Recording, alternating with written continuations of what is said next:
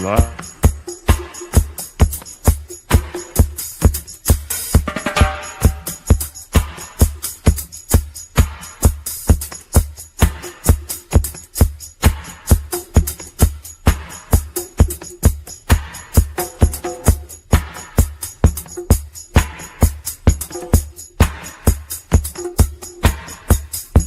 Dude, get it off.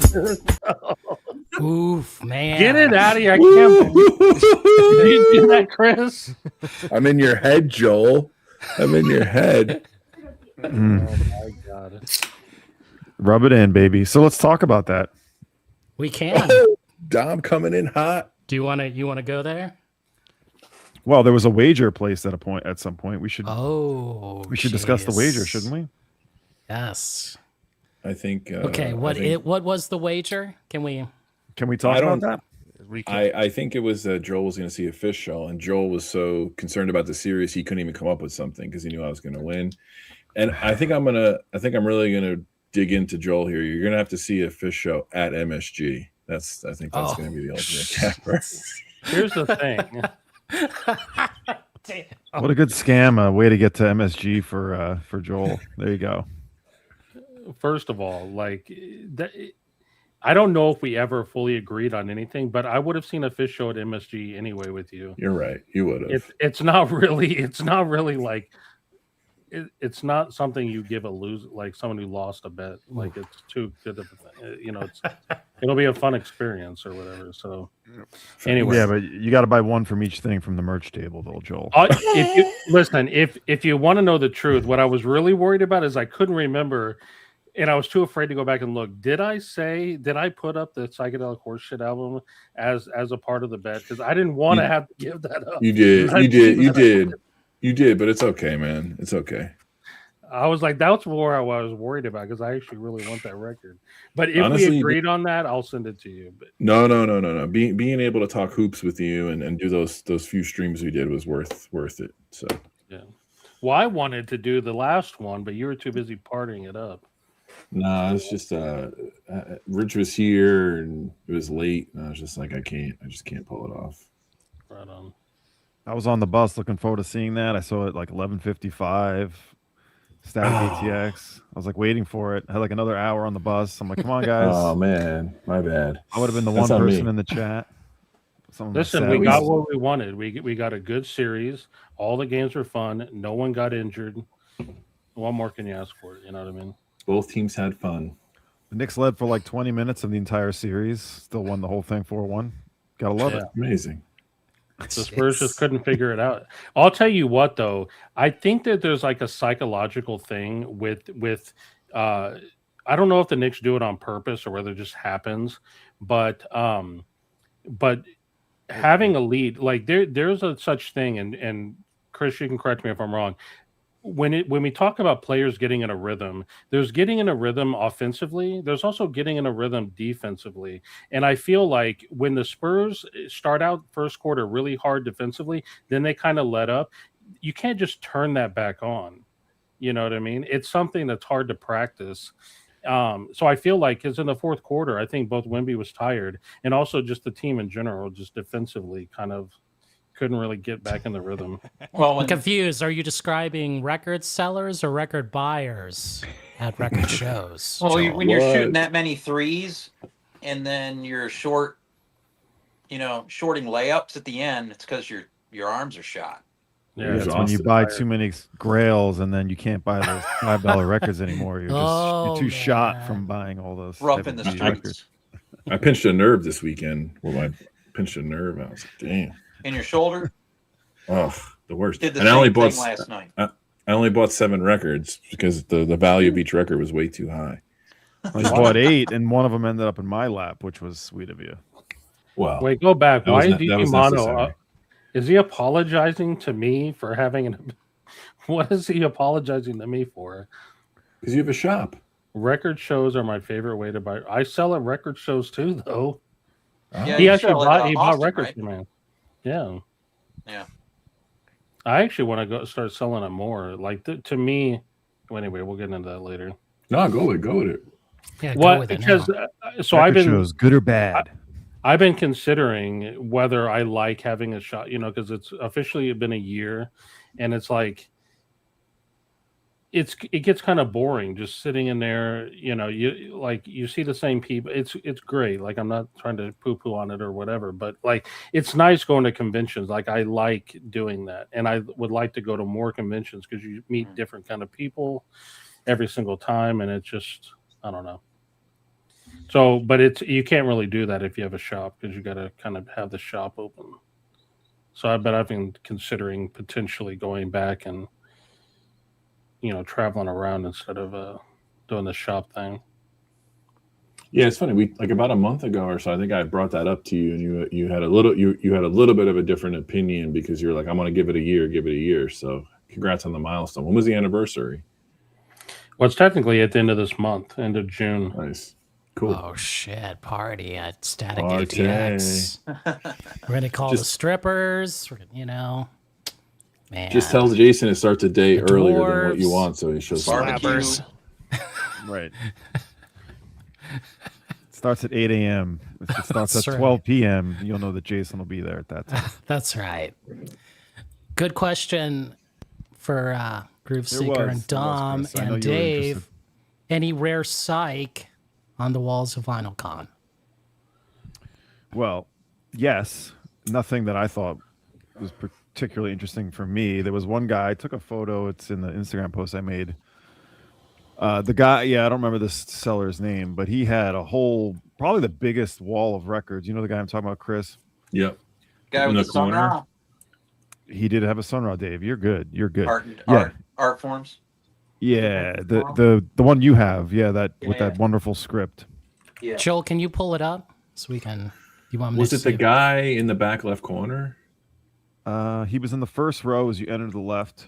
Yep. And me and Hey Joe were there for a while talking with him. Nice dude, but his prices were We're very high, but he's the guy who buys the BBC archives. yes. Yeah, this one, right? Yep. That's it. Yeah. I like his table, but his prices are way too high. I mean, he had a UK Pretty Things parachute, which I previously bought off Discogs for $60. Was a really good price for that, actually. But he had it like for $225. I was like, where? Oof. What? Excuse me? Yeah. Stuff like that. Maybe not everything was that extreme, but it was high end and then some. It's his golden parachute. So Well said. Well said, Nate. Good. That's a good. He'll bit, be yeah. he'll be at WFMU. He's usually in the second row on the Yes. right, and Yes. 100%. so he's been buying these like lots of BBC. I guess the BBC's getting rid of the library. So you go through. He has like what's cool is he's got a lot of soul records in like near mint condition, like Otis Redding, Temptations, LPs, like the 70s stuff. Oh yeah, I know the guy you're talking Oh my God, about. it's me. Yeah, The guy that Ken McAuliffe interviewed. Yes. 100%. And so that tells me that he probably paid out quite a bit for some of these things, and he's trying Yeah. to. No, he's a nice guy. I talked to him This for a one while here. last year. Yeah. So Chris, if he's watching, you can see. I mean, he's got some, that Them record in the middle. I used to have that, but otherwise, yeah, your basics. I think for the most part, that Morgan's a reissue. That Golden Power Plant Golden Dawn, that's a reissue even. Look at this one right here, upper right hand corner. Got Taylor, and then Yeah. Bruce Springsteen, my favorite, the boss on the lower right. Is that the Taylor Swift 7-inch from That's this right. RSD? My Yeah. local's still got a stack of them. He's got it at 60. I zoomed in, Dom. 60. I take high resolution photos. He did see that Scott Walker there. He did have all UK pressings of the Scott Walkers, but they were just a little high to me. I mean, I would have been interested, a little high. You see Hey Joe right there? Shout out to Hey Joe. Don't show Rolo Pixar that cool strutting. That's a different shot, yeah. Can you go to the cool strutting? No, it's Ford. Oh, Ford. the one that was 120. Melody Lane's old haunt of mine. it's so funny because I saw it and I went up to Dom and I'm like, "There's a cool strutting down there," and Dom's like, "I saw it. We should send it to Jason." Go back to that last photo. So you can see now this Dave, I think you pointed out that this guy had this same exact setup almost. Well, at least some of it. Yeah. The Lacey Gibson. Yeah. I don't know about the Bowie, but He had a fair price at WFMU on that. If I didn't have that record already, I would have bought it. This guy's table. It's one of the only records on El Sander that's not Sun Ra. So, Yeah. question here: how much was that Sun Ra I going don't- for? See, but that's the thing. You see all these prices in the bins that are like 3 times what they should be. I'm not even looking Yeah. at the wall. Oh yeah, good question because I didn't pay. He had a hardly good any he had a attention. good table. I bought Yeah. one thing from him. It was kind of like a novelty record. I bought a Curtis Mayfield promo from him, and he gave me a break on it. But he was cool because he had like that wall, and then he had like really good stuff, and then he had like 3 bins of like $3 records $5 records that were $4 records that were.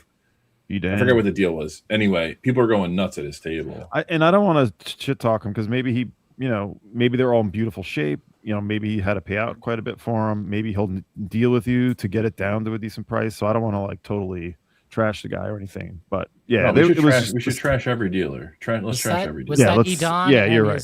his brother? Was that his Is that- twin? I don't know because that guy was hanging out with him for a long time, and it was cool to see Edon after go That's over great. Human Head and just pile up all Rip through that. 45s. He had a huge pile of 45s. He pulled all of that Zamrock. That Human had a lot of really fair prices on some nice shape. I wasn't really in the market for any Zamrock or anything, but Oh, he still Really? has some of the 7 inches. Like 7 inches and LPs, Edon had a pile going. Whoa, hell Rojas, yeah, you got some of them 7 inches last year, didn't you? Yes, he had some Zamrock. The Witch. Yes, but then I didn't really get the prize. Oh my gosh, Thomas Busk was there during WFMU. Did I tell you Yeah, about yeah. this, Dave? And he brought records, Yeah, I for saw. some easy cash, and he brought Yeah. that witch, that lazy bones like thing, and I was like holding it, going, "What the hell?" Like, Yeah. so Thomas Busk came here, and he just dropped these off. Like, he's like, "Yeah," and I'm like, "What the hell?" Like, He's probably I need- got 3 copies. Right. I was like, I need to get out of Human Head. Like, I don't, like, WFMU hasn't started, and like, here am I holding this? Like, nah, I can't. Oh yeah, it's like I walk in and go to Basement Records, and in 5 minutes I could spend on 3 records what I make in an entire year, salary. Yeah. So it's WFMU. Like I already told Dom, like I'm not even messing with LPs this year. Maybe I might just go for some 7 inches and help them sell on the one day and call it a weekend. Oh, Will, good to see Will there. Yeah, I mean, this was definitely like WFMU light. Like this was not the same level of sort of like heavy duty stuff. And even some of the people that are there who also sell at FMU, you could tell they didn't bring like their best stuff. They're probably saving that, or they maybe just wanted to see how this one goes because it's the first one in Brooklyn. But I think The ones in LA have looked incredible.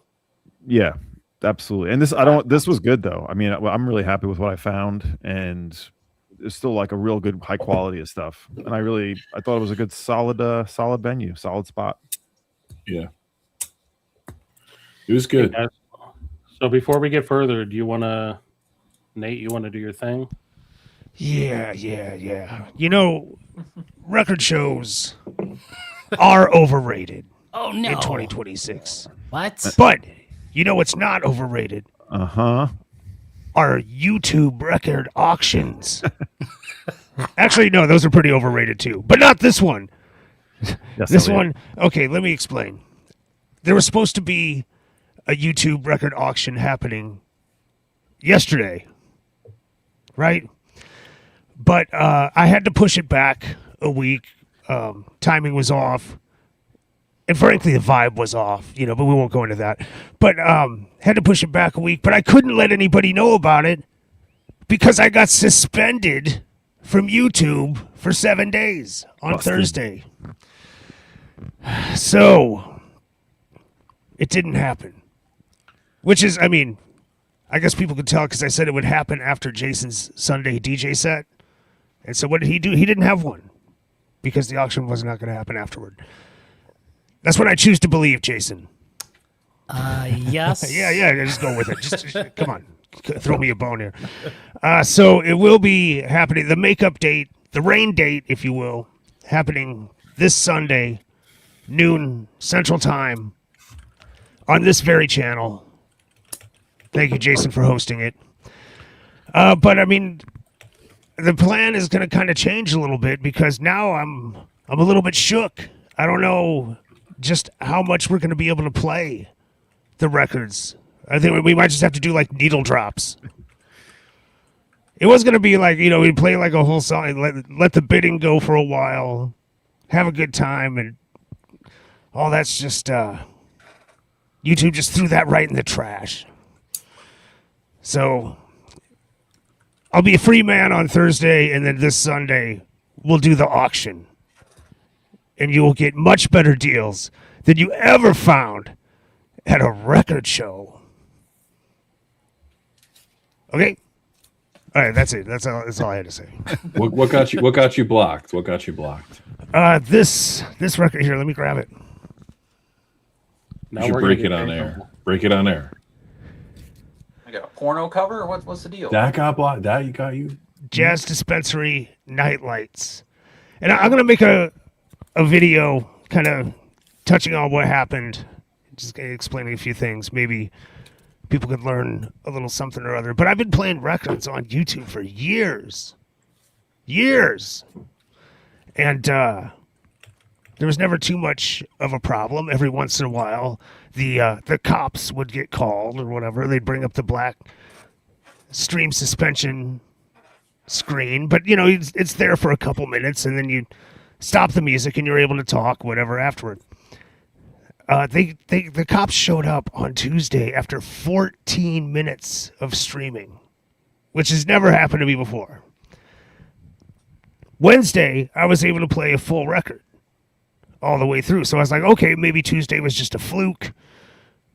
Maybe somebody reported the stream. I don't know.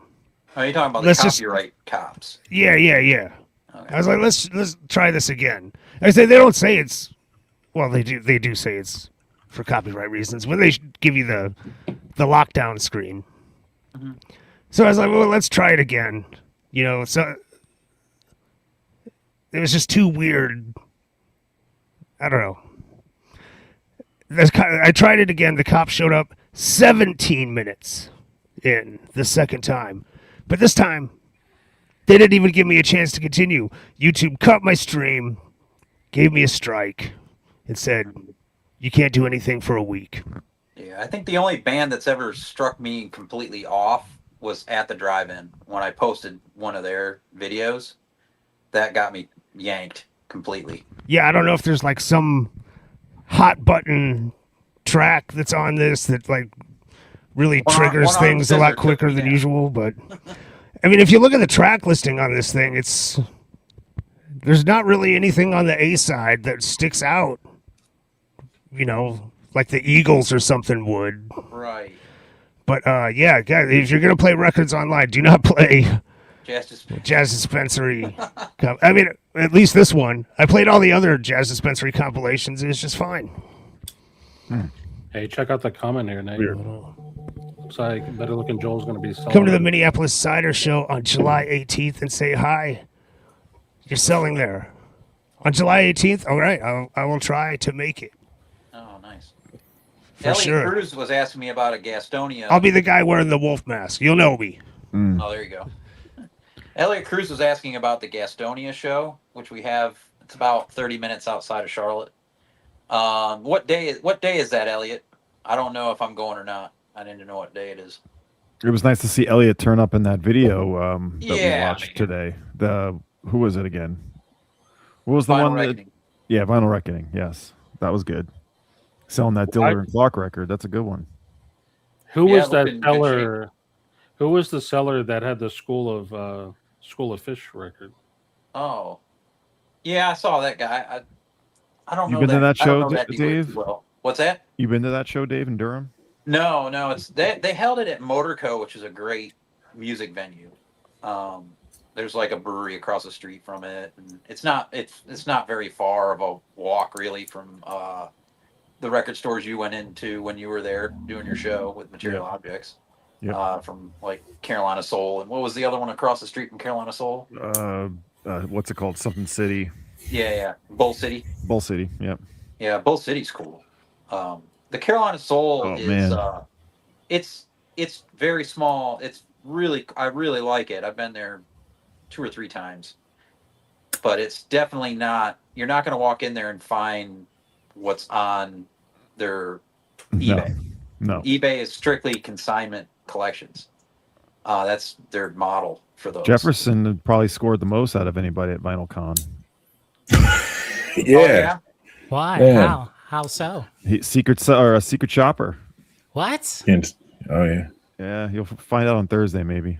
But we all got discounts because of it, which was great. So thanks Jefferson. There you go. Except for the negative discount when you bring up Jason's name. Oh, Did let's you talk guys about run this. into Notes and Tones, Mike? Yes. Oh yeah. Let's talk Oh, about yeah. Mike. Yeah. Nice. Yeah, Yeah. he found some nice records. You know, maybe Oh, I got didn't 4 see. or 5 records. I didn't see what he found. Yeah, he showed them he said what they were in the chat. I think he got a Nicole Mitchell that looked interesting that I had not seen. Yeah, before. he was locked in. Oh, Bull City closed. Oh wow. Oh, really? Wow. I guess I'm not going to see my records anymore. Oh, damn it. Yeah, you left them records to sell, right? Yeah. Oh, That's probably why. That's why they closed. They didn't sell them. they didn't sell the material objects. Yeah. That was, Sorry, that was Bull the end. City. Sorry, Durham. People were walking in like, "What the hell is this?" It's all my fault. around What the fuck's this? This ain't no Taylor Not to Swift. be confused with Bullshit City. That's That's Pictured. Right, they yanked you. Are we live? Yeah. Yes. Oh, when did we Okay. start? Oh, so Well, says sometime in September is the Gastonia show. Yeah, I should be able to go to that, unless I don't feel like spending money before FMU. Well, I'll say the seller. Yeah, I think that my favorite seller is the one that had the Davy Graham record. I bought another great record from him. Clem, who's from France, who sells at WFMU. He always has lots of UK imports. Can and you show things. that again? There you go.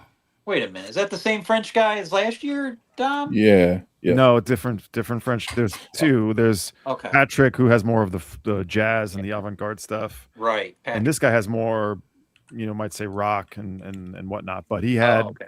he had a little section of UK folk things, and there were 2 big records in there for me. This one I immediately wanted, Davy Graham from 1965, original Decca mono. Wow. Look at that, Yeah, beautiful. But the thing that I had to sort of finagle, which I almost walked away with, but was talking with Arnaldo, and he's like, you gotta not leave without that. And he was right.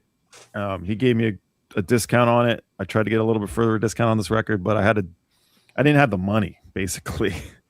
So I had to do some finagling, and I got it. And that was the last one I bought. And after that, it was just window shopping for like 2 hours with Hey Joe. Because you guys all went to watch the Knicks game and I had nothing else to do. So me and Hey Joe just walked around looking at everybody's stuff. But it was this record. This is called Sorcerer by Jan Dukes de Grey. Oh, you got it. Oh, yeah. Yeah. Oh, I thought that must have been after I left, because I know you were on the fence. You kept on going back to it. Yeah. I've never seen this in person. I used to have this reissue. When I sold a lot of my reissues, I let this one go because it was an alternative Fox, an Italian bootleg, never been officially reissued. And yeah, I knew that this would be one to hopefully get back someday, and hopefully legitimately. Never seen it in person. Excellent shape. So he called me. He's like, you're never gonna find this here again, and he was right. He was very much right. Yeah. Let's see the label on that. It's the Decca Nova. This is stereo. Wow. This is from 1972. UK. Sorry, 69. It is UK. This is a little more straight.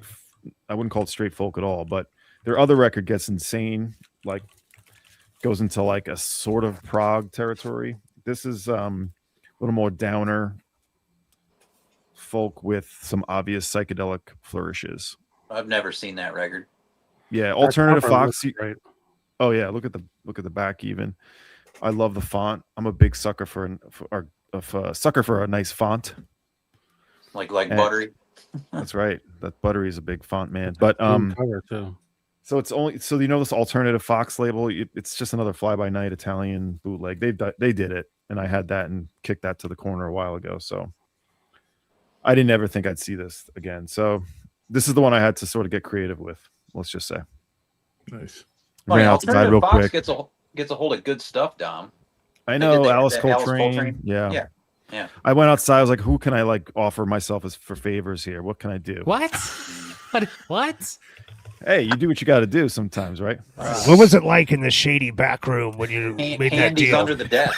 Listen, this is Brooklyn, like on the east side, the East River. You just have to walk a block or two. You can find stuff. That's all I'm saying. You go, Anything you get a need to do. VinylCon T-shirt, and Dom's under there giving handies. Hey, I'm not below it. But Alex, is there I is got there a corrected. big show like in your area, or is it more like circuit smaller shows? Like, do you have like a Yeah, I mean, FMU or mostly circuit smaller shows. There's kind of like a quarterly. Shoot, Jason, back in your day, you were probably visiting like the Colleen's collectibles, and She like, knows me. They know me very well. Colleen and Gus, they know me since I was a teenager. So that's kind of messed up. Yeah. So I mean, it's a lot of that type of stuff. I wouldn't say it's like a destination point. You know, these VC people like you, Chris, and so many others. Y'all will spend like $2,500 to go visit a city to save $300 on a record, and then say it's a good deal. Wait, hold on. I don't go to anything outside of the tri-state area. I know. I didn't go to Austin. The amount of people who invite me, like, dude, you got to make a WFMU, man. The records are crazy out here. I'm like, let me get this straight. You're invited. You got to go if you're invited. I ran into Chris last year. He did good That's right, Joe. on deals on prices there. I give the stare, man. Well, you come with me, you get the Groove Seeker stare. We tried to stare with Travis. It didn't work. Well, listen. With all due, listen. First off, we fucked ourselves talking to Travis because we were so polite. Like, hey, by the way, we're friends with Jason. Demeanor changed, flatline. like, I was like, God. Yeah. Now, someone He just stole was like- the Beatles records from FMU, but Rojas did the real stealing. Oh, Scott. That was Yeah. complete thievery. Well, that's a good segue into why record fairs are underrated. It wasn't you find thievery. it. It wasn't thievery. It just happened. Everyone had their chance at the Brazil. So the Brazil backstory. table. I don't want to Brazil hear table. this story again. I don't There want was to many fucking hear. Brazil it. I mean, tables. when I'm done. VinylCon So- thing. Damn. What? Go ahead, Alex. VinylCon. Well, okay, so here's my question for whether it's, I mean, VinylCon, I know it's like nowhere near as big as WFMU and all that type of stuff, but because some people have asked this in chat, and I think it's worth like mentioning here, right? Like, those things are like destinations that people will fly in, they'll do that whole thing. And it seems like it is very like this is a collector's thing. The reality is that a lot of your like circuit, as you said, like semi-annual, quarterly record shows in cities are not necessarily these things that just all these collectors show up to. A lot of times it is your just general person who might have just gotten into the, like, what, you know, they're we were talking about this before, Chris, at some point, like they're looking for like your $10 Born to Runs. Like, they're not looking for $900 super rare psych records. And so I think it depends when you're talking about the show and like what it is. Because like we were talking about before, what doesn't move at certain record shows here are your double 45 audiophile jazz titles. Like, nobody is interested in that whatsoever, no matter what the price is. But again, you have but $15 and $20 rumors will move every single time, because most of the people that are coming up to those tables are younger, or their families, or, you know, they are not to the collecting sort of side that like the VC or whatever is totally into, at least at a lot of those more kind of smaller regional shows. So my impression of VinylCon specifically, and I think it was a New York thing. Perhaps I haven't gone to any other one. I don't know how you feel about this, Dom, but Yeah.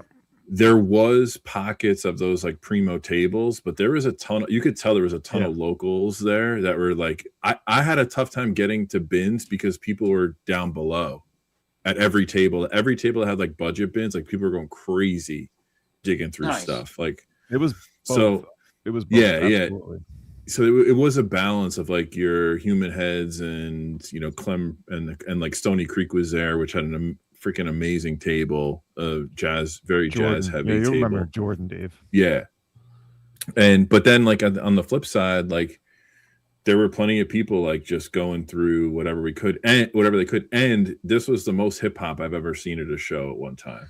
Yes. It- I was it was- actually looking for a lot of hip hop, but I didn't quite find anything with the right prices for me. But Yeah, it was pretty awesome. So so it's like it's kind of funny because VinylCon, like, by the way, beautiful event. There's so much room like between tables, like like WFMU, you can it's like 2 people can fit walking by. Yeah. VinylCon's like 4 or 5 people could squeeze by, no problem. This space, Dave, you would have loved it. Like, well, I wouldn't call it a space. It was like a city. It's what's called Industry City. You could just walk in between all these buildings.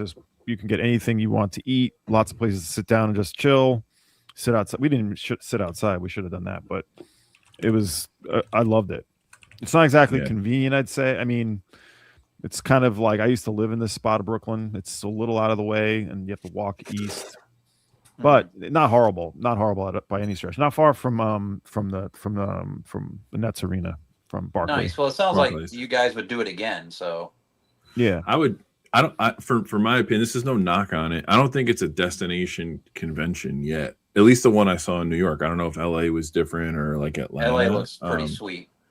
Yeah, this, but you can see in a few years I think it'll get there. Yeah. But Joe came down from upstate, and he found a few good records, and he always goes to the one in Philadelphia too because he's got family there, I think. Yeah, I met Joe. Yeah. Yeah, I think the Philly one has been going on. Maybe is that where it started? Perhaps it was in Philly. Perhaps, yeah. I think yeah, so. And so that one, he's had good luck finding some nice stuff. Now, there's nothing in the Midwest yet, right? There's no VinylCon Chicago yet. I don't know. No, maybe they're going to get one there.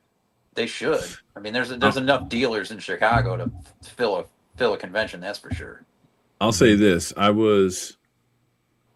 this is not a knock on. I wasn't really mentally prepared for the show. I was going to catch up with the guys, and I bought records, and I was excited. I didn't bring a list. I was just like didn't have any kind of plan of attack. I was just bouncing through it. I barely looked at dealers. It exceeded my expectations for the first time in New York. I was like, wow, this is actually a really cool event. The way it was laid out, air conditioned building, which was sweet. They have any musical guests? Yeah, they had DJs the whole time. Edon was just killed it. Large Professor came on at 4:00, which I missed most of. Wow. Pharaoh Mach was there walking around. Pharaoh Mach was hanging around. Yeah. Really? Yeah. I had that thing where I was like, in the beginning, I'm like, I may not buy anything, and then I broke the seal with Jordan Stony Creek, and then I did. They had I talked to you, Chris. I'm like, I don't think I'm going to buy anything today. I know. You gave me that look like. That was the whole thing. It was like, oh, everybody's going to be casual, and like, we all get there. You know how it's like, Dave, we're all like vultures. We're like, hey, how you doing? Okay, got to go. And like, we don't see each other or talk to each other. And then like 45 minutes around the corner, I bump into Dom. I'm like, I thought you weren't buying anything. He's got like 3 records in his hand. I'm like, what the fuck? I broke the seal. Yeah, Jordan. Now, Dom, did you do the thing at the end like you did at FMU where you're like, okay, I'm going to go every single table one by one and not miss a record? I didn't have. I mean, I had looked at everything basically just throughout the course of that day, for sure. Absolutely, it was pretty. I mean, it felt pretty small, honestly. Not like tiny or anything, but compared to FMU, it was like 4 rows, right? 4 rows across or 5. Mm-hmm. How many dealers do you think? Oh God, 50. 50. Okay, yeah, because FMU is what 150. Yeah, something like that. So basically a third the size. But I saw some crazy shit. Just like some people, like it always surprises me, like because there was like those younger sort of people look just obviously new to it, and then there was other people who were new to it that had money. I was at this one table. I don't want to say who it was because I was like, I don't know, but I was sitting there. I was eavesdropping on like the dealer being like, oh yeah, you got to get this. Like, this is gonna be great for you to sample with. This right here, like you need this track. And the dude was like, yeah, I need that. He's like, where am I at in my bill? He's like, oh, you're at 875. I was like, holy shit. Oh. I'm like, he's like, all right, let's see what else we can do. I'm like, you don't even know what you're buying. This is insane. He's literally just getting sold. Just getting sold. And I'm like, hey, look, this guy's into it. He's got money to drop. I guess that's fine. But I took note because this dealer mentioned this record, and I was very interested. I was like, well, that sounds interesting. I never heard of it before. It was like a Caribbean jazz record. So I didn't think, so I wasn't, I let that go. But towards the end of the day, I'm like, you know what? I got to go back to that dealer. I knew he put it in this guy's pile that ended up at God knows how much. I went back. I'm like, hey, like, what was the name of that Caribbean jazz record? And I had enough information. He told me what it was, and he was like, yeah, it was a really rare one. Like, I had a really good price on it. I'm like, oh, okay. And I looked it up on Discogs. Like, he had it for like 3 times the price of what I was looked at Discogs. And I'm like, oh, this one? And he's looking, he's like, oh, wow. Those are good prices on that. Like, Oh man, you should just tell that to ruined the his sample day. guy. You just sold him up the creek. But I found that enjoyable. My point is like, yeah, there's people ready to drop money in New York. You know, they got money to roll. Yeah. I think, so getting kind of like into the core question, and I'm curious to hear Alex's and Joel's opinions on this, but I actually think they're underrated, because I was thinking about this on the ride home, and I think I had the privilege of going down and hanging out with Rich DG Mono all day. We had a great time. I was kind of thinking about it, like, if I didn't buy records consistently through the year and allocated that budget to like WFMU and this show, let's say, or another big show, I'd be completely content given all the heat that you find. And on the flip side, like, I think you could walk in there, like, if I was like, 17 years old with $100 in my pocket, there was you could start a collection easily at this show. Like, with all the budget stuff they had, there were so many tables with $3 bins, $5 bins, and like solid records. Like, I think they're a great resource. Well, not only that, but it is much more. Joel, you were kind of saying it's a little more social. You get to see people. Like, I get to see all you guys. Like, it's a lot of fun to just hang out and sort of shoot the shit in that way. And everything, it's concentrated. If you put aside a lot of money throughout the course of a bunch of months, you can have a little fun. And there are, I mean, you're not going to find anything insane like that Donato record for $120 or whatever it was.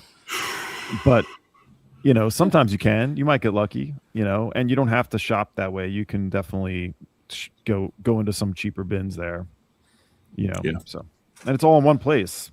You're shopping at like 20 record stores, or 50 record stores essentially at one time. And a lot of places that aren't stores. They're just good dealers, Yeah. And Gentlemen. Negotiating. There's a lot of like at a record store, really negotiating is not really a thing. Although some stores will do it for you, but that's part of the deal. Yeah, I just gotta asked run, for my but I hope to sequel see you discount. on Sunday. All Hey, right. man. Have a good show. Save the clock tower. So, Alex, what's your take? Like, would you? I know. Obviously, you have ties to stores where you are, and I think you work at a store, right, part time. But do you think that record shows are underrated or overrated? From the perspective of who? Meaning, like, from a seller or a dealer perspective, from a casual collector, from somebody who's trying to get into the hobby. I think that's Coming from like a collector's, like a step above novice perspective, like you just like to buy records. Like, do you think from that perspective it's overrated, underrated? I think the pendulum is swinging again, because in the sense that I think for a while, unless it was like one of these big time huge collector shows that you were all talking about, these destination type spaces, they became kind of antiquated, because why would I go flip through a bunch of bins and all that kind of stuff when I can just go on Discogs or eBay and find whatever record I want? And I mean, thinking about like the history of these things, right? Like, these shows were happening well before Discogs and all those different things were happening. Like, the whole, thrill of the hunt and the dig and all those different things is different now, because everybody knows exactly what they have for the most part. And it's probably priced exactly what you would find it for anywhere else, if not typically a little bit higher, like y'all were saying. I mean, it's funny too. I think, Dom, you were talking about like some of those prices of like the person that had on the wall. I'm like, yeah, like what, 100% higher than what's on Discogs? Like, that's not that far removed from what we're seeing on Whatnot. I mean, people are still buying $45 tone poets that you can get on Amazon for $23 right now. You know what I mean? And so, like, because I think we rationalize certain decisions based on not, some people just have money and they just want to get it right then. But the point is, I think the pendulum is swinging back in the sense of like now people are recognizing, oh wait, like if I'm going to flip through a bin and I'm going to pull out a record and I like this record and I see the price on it, the first thing I'm going to do is pull up Discogs and see what it's worth, see what I could get it for elsewhere. Why would I pay $80 for it here when I can get a copy online for $50? Like all that type of stuff. And so I think people now, from the seller perspective, are recognizing that and working that way. But yeah, I don't know. I mean, my experience selling, and I do not sell from like a collector dealer perspective. Like I will frequent dollar sales and buy a dollar record that maybe I can sell for $5 and fill up a bin that way. Or just things from my collection that I want anymore, or duplicates, or all those different things. And so I am not the type of dealer that a lot of these other like dealers are, where they just have like a storage unit full of shit. But the 3 or 4 that I have done really well. I mean, it's making money. I'm curious. Somebody mentioned it before. Do y'all know what like the typical buy-in is for vendors at a place like VinylCon? How much like the cost per table? Yeah. Yeah, it actually goes up. So if you get it, I think 6 months early, I think it was like 2 something. Then if you waited like 3 months before it, then it was. That's a day. I think all days. And is that per table? So like if I have like 3 tables, I pay per table. I would think Per so. table. Yeah. And then if you did it 3 months before, it was 3 something. And then if you waited, until the day of, then it was like 360, 380 or something. Right. Right. Yeah, 250 somewhere around there seems about a fair Typical. for an advance. Like what was, I know you and Brandon got an FMU table. I imagine that's what, 2 something Yeah. Per day. per What day. do you Right. pay? And What do you it's pay in 3 days this Columbus? time. So Yeah, I mean, for context, I mean, to get a table at one of the shows here, it's somewhere, depending on who's like throwing the show, between $40 and $60 per table, and then right. and discounted rates too. Okay, like it's $60 a table. If you want 2 tables, it's $100. Yeah. I mean, but it's so much different. Nobody is out there slinging, $1,500 psych records. Right. Yeah. No, it's interesting here. We have a guy that's done the shows in the South here. He hits up probably 4 or 5 different states. Greg Neal. Yeah. So he's had that going forever. I mean, that's where I started collecting records, was in Spartanburg, South Carolina. He would set up at the basketball arena there, and it was huge. I mean, they had the whole court, that many dealers filling up a whole basketball arena. Wow. And he stopped having it there and moved it to Charlotte to a tiny conference room in a hotel. So, and then there were some good dealers that came over to that show from Spartanburg, but then they just, one of the guys was based out of Atlanta, and he just didn't want to make the drive from Atlanta to Charlotte anymore. And so he stopped going. He was the best for certain things, but Question for you on the Greg Neal shows. Does he do stuff in Virginia? he does. So He's got one coming up in Virginia. So I think like the first one I did, one of the first shows I went to was down in like Roanoke. That's the one. I think it was one of the shows, and it's held at. And I think this is actually important too. Like, this is not me trying to pimp anybody out or anything like that, but one of the local guys who does a lot of the shows here, Stanley's Records, Thomas Stanley, like great guy. He's doing a lot of stuff, and he's got a great Instagram like channel. Just he's doing some digs and storage unit hauls that are just kind of nuts. But he's doing a lot of these shows, and we had a conversation on my channel because the show I went to down in Roanoke was held in like a meeting room of a Baymont Inn. Correct. So like I mean, the place, like, look, my fat ass didn't even feel comfortable taking a shit there. Like, that's how, and I'll shit anywhere. But like this, I was like, you gotta go. Even that is a quote unquote destination place, because if I got a couple kids and a wife, I am not taking them to the Baymont. Like, absolutely no way. Right. But a lot of these other shows are being held at breweries. They're being held at event spaces. They're being held they're being held at local markets, where now, like, oh, of course we can stop there. We can get lunch there. We can get drinks there. It's more of this experience instead of I'm going to make a decision to go and sweat at the Baymont. Like, who's that going to be good for? And so that, I think, leads to the type of folks who are going to show up to those types of things and the stuff they're going to buy. Where I think similar from like the record store perspective, we've talked about this too. I think a lot of us sort of echo chamber this in a way because we're surrounded by people like us who talk about these types of things. But if 100 people walk into a record store in Columbus, Ohio, how many of them know who Kevin Gray is? Like, They don't. 2, Half of maybe. one. If they're like, you know what I mean? And so I think that is also reflective of the hobby too, that we do not really represent what a lot of them are. But again, those destination sort of spots, they certainly will, And Alex, I don't want them to know that I'm on YouTube, 2-3 times a week. Please. It's gonna hurt you. That's right. I don't Well, want more people knowing about the good stuff. More for me. I was gonna. One thing I want to say, I know Frank was saying how the price, it's taking the fun out of it, where the prices are at, which he's not wrong. But there are deals to be found. Like one of the guys I'm friends with, I don't want to call out who's bought what, but bought a copy of the McDaniel's Headless Heroes of the Apocalypse. Oh, really? How much? I saw it. Well, Very it was good. 200, and then he negotiated below that. So so what I'm saying is, That's a good price. Yeah. absolutely. But those are your deals. You have to be willing to go to that level, or you have to be in this deep in this way to get deals. It's not $5 for $100 record anymore. It's maybe you're paying $70 for a $150 record if you can get lucky. Yes. But it has like a cut corner, and the one that's the one that's 150 doesn't. It's like that kind of thing. I still do well locally. You can definitely do well. Yeah, depending on Locally I is do still too. where it's at for me. Yeah. It's just not. Everything's expensive now.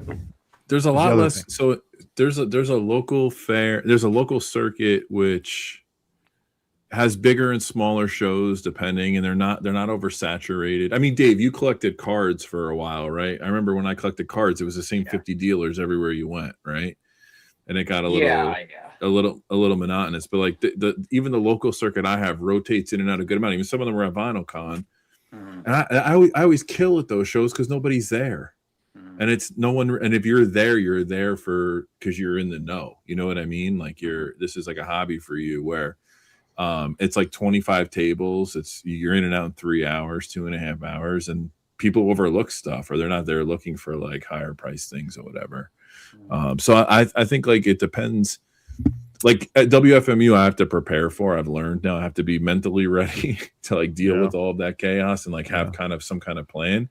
But there's nothing better than rolling into a local show and just digging, like not having any expectations. Well, what I've noticed with FMU the last couple of years is it does pay to get the early bird.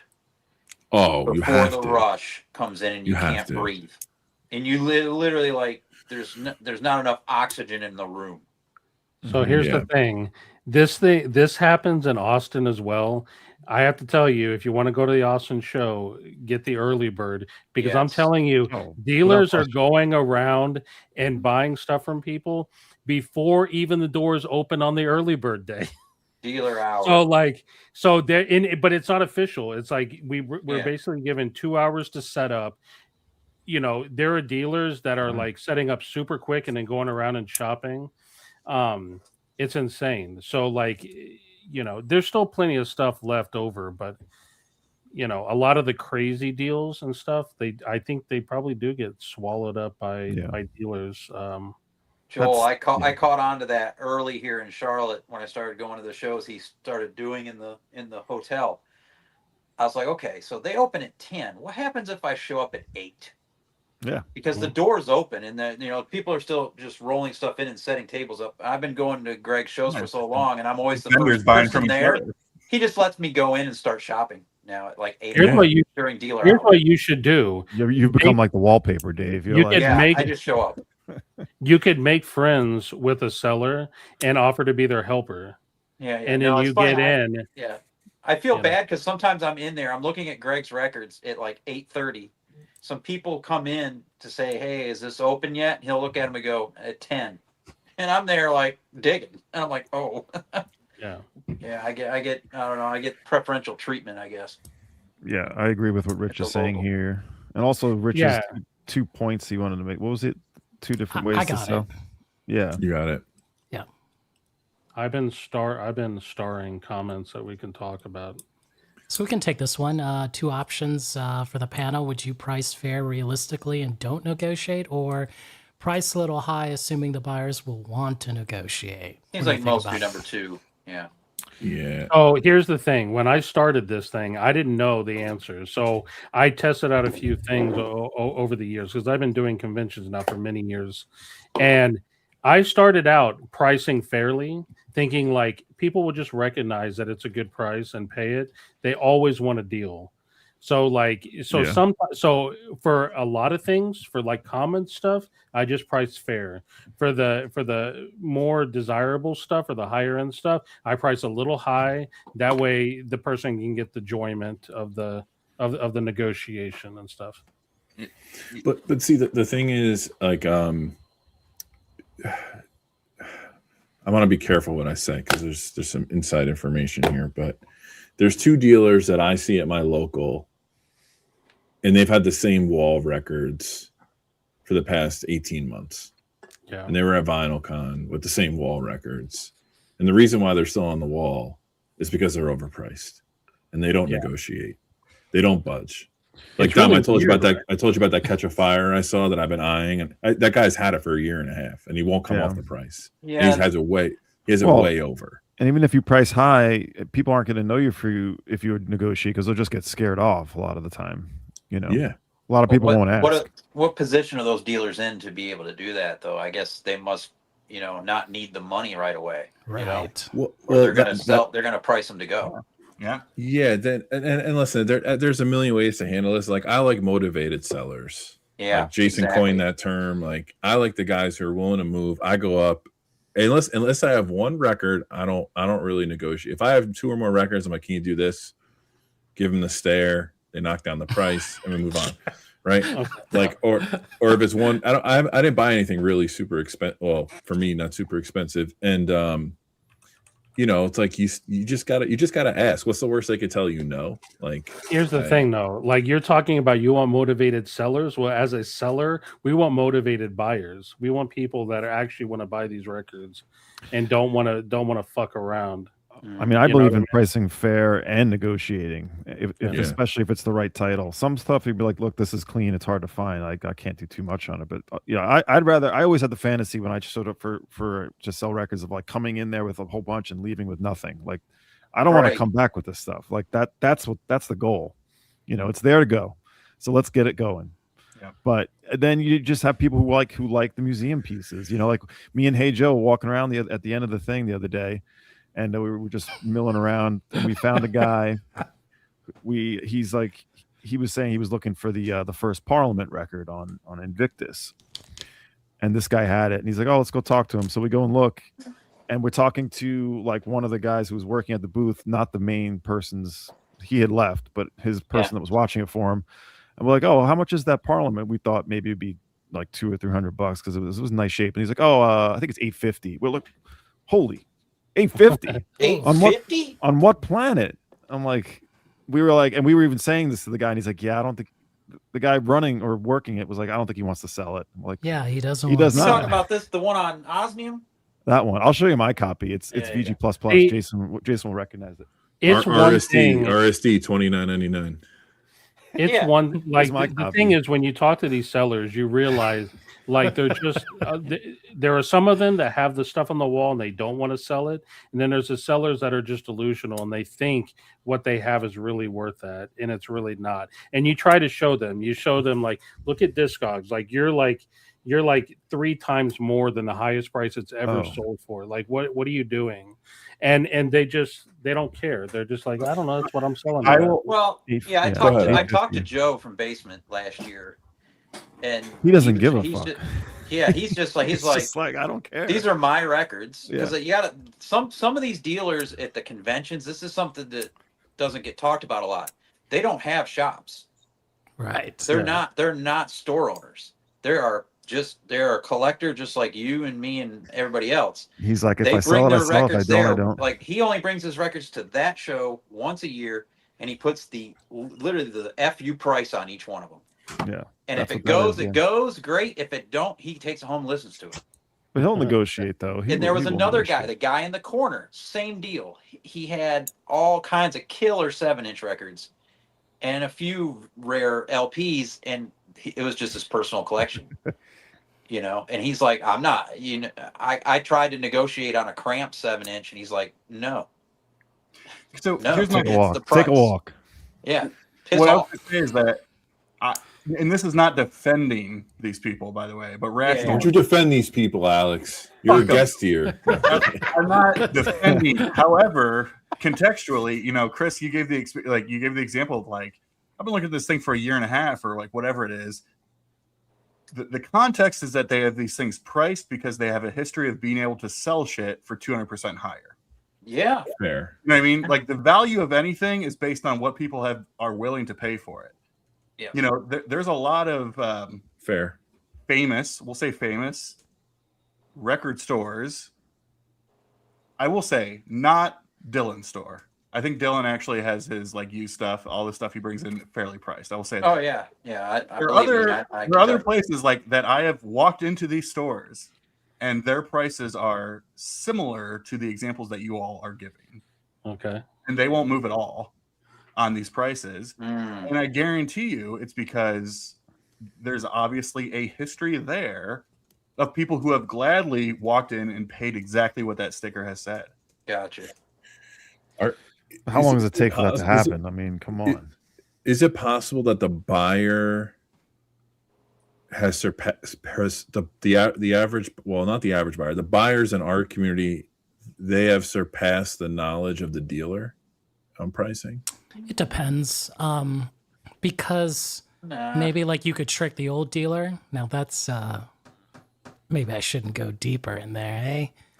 That's a trade secret, because they ain't gonna be using Discogs, unless they're a smarter I got buyer. old dealers here that don't give a damn about Discogs. Right. And then if you're doing the younger dealer, of course they're probably using Discogs or eBay to price it, so it's going to be relatively a bit higher. You see? Mm. So now I've given you a secret, a Rojas secret. But I think the other side of it too. I know we're talking about this. We're talking about an interaction that's based on Chris or whoever going up, seeing a record, knowing exactly what that record is worth. Sure. Having some kind of conversation. I'll share this example because I think it's hilarious, but I think it reflects again more of the general person. Is I don't know how many there's in my sale bin or whatever. There's a handful of copies of Revolver in there. Most of these are like, I don't know, maybe like there's like some writing on the cover or like a mark on the cover. Disc is maybe VG. I have somewhere between like $3 and $5 marked on them, right? So there's a couple of those in there, and they just so happen to be stereos. Then there's like the original, 2012 mono cut that like was part of like the original box, or like then there was whatever that's worth now, like what, $70-$80 or something. I don't know. So like it was priced that. So this guy's flipping through, him and his wife, and he sees all these $5 stereo versions, and he gets to the $80 mono. He has no idea that this is somehow not a reissue. He has not a clue. He holds up both copies, shows it to his wife, and say, "You see, babe, that's the difference between mono and stereo." What? No. And like, what am I going to do? Be like, well, actually, sir, that's because the 2012. No, I'm going to sit there and be like, "Shit, you're telling me." Just let him have it. You should have been like, "Who are you, Pete Best or Ringo Starr?" And then like looked at his wife. Like, but it's like in a circumstance like that, that is, again, I think the example you're giving is very, very, I think, specific and clear. But I do think like there is a perceived value amongst much more casual people who they don't know the difference. They just think that's a record, and therefore that's what the record should be. I mean, I don't know how many there are. There's probably, I have one of the the Kevin Gray double 45 rumors that was like the big shit like 4 years ago. yes. That everybody kind of like lost their mind about. and I don't know, I think it's maybe still like a $40 record or something like that. You know, and so it's probably close to what that's priced at selling. But like people hold that up and see that and they're like, why would I pay 40 for this when, like, you know, there's another rumors you have for 15? Like, So- you know, there's right. They wouldn't know the history, you know, and they're not, you know, they're not looking for sound. They're just there to either own it, which, like, it's something we've discussed in the group chat. Like, Alex, it's like some people buy records as like aspirational things. Like, they don't have the record player, but they just want to own something physical, you know? They want to be heartbroken that they're not going to hear Silver Springs as much as the rest of us. Like, they don't care. Oh, You no. know? There's been some good comments. Cash is King Yeah. was a good comment. That's Yes. something that Dom will attest to. Yeah, Also, Diller and Clark, that was a good price, Elliot. White label promo. very good price. Come What? on. Yeah. No. Yeah, very good. I mean, it was good, but I think I'm going to say this, like, Assuming it's Elliot, in nice shape. where he was at in North Yeah. Carolina, like, I just don't know. You know what I'm saying? Like, maybe that's a good price, you know, but I don't It may know. not sell, but Right. So I didn't think it. Ellie, did it sell? Let us know in the comments. I just don't think it was going to sell. I think if you would have put 50 on it and somebody would have asked you 40 or 45, I think it would have sold. But You know? I mean, that's a great point, Jay. Like, I mean, region matters. Obviously, like places like Brooklyn or New York in general it's just a different standard of like kind of living and what people are expected to pay for stuff, right? But Jason, because you're here and you know we have this mutual love, right? Just a Badfinger straight up, right? Just a classic record that belongs in any collection. it's right. Sure. It's right there. It's right. Like we as fans are like, Yeah. this is classic. This is a must-have for anybody. Everybody should. I mean, I've heard people say, man, you can't buy Badfinger records for less than $50 these days. Like, fine. I have a copy that's been sitting in there for 4 shows. BG plus all around, $15. Whoa, 15. That's $15. too low. That's too low. Is it? Because 4 shows, no one buys it because no I mean, one knows maybe- the magic. okay, No because- one knows the magic of Badfinger. Right. it's So I like think that- if you would have Magic sold that Christian here in music. Austin, yeah, if you sold it here in Austin, I would do like 50 or 60, and then somebody would come up to you and be like, you know, offer the deal. You know, Are you serious? I'm serious. Elliot made a good point in the comments about bundling. Well, sometimes you price higher, and people are like, "Ooh, that's premium. I want that." If your Yeah. price is too low, it's like, "Oh, that's trash." Correct. The reason things like bundling and cash work is because it's in the seller. It helps Cash the is king. seller out. Yes. It's a mutual. Whenever you have a buyer that understands Ah, how geez. to get what they want while also helping the dealer out by paying with cash Don't or give Jose the bundling, link for that. just buying more. You know, these are the things that they work because they're mutually. And the thing beneficial. that's good about that is once you take note of that, like with Mike from Mind Cure out of Pittsburgh, you go and get records from him at one of these fairs.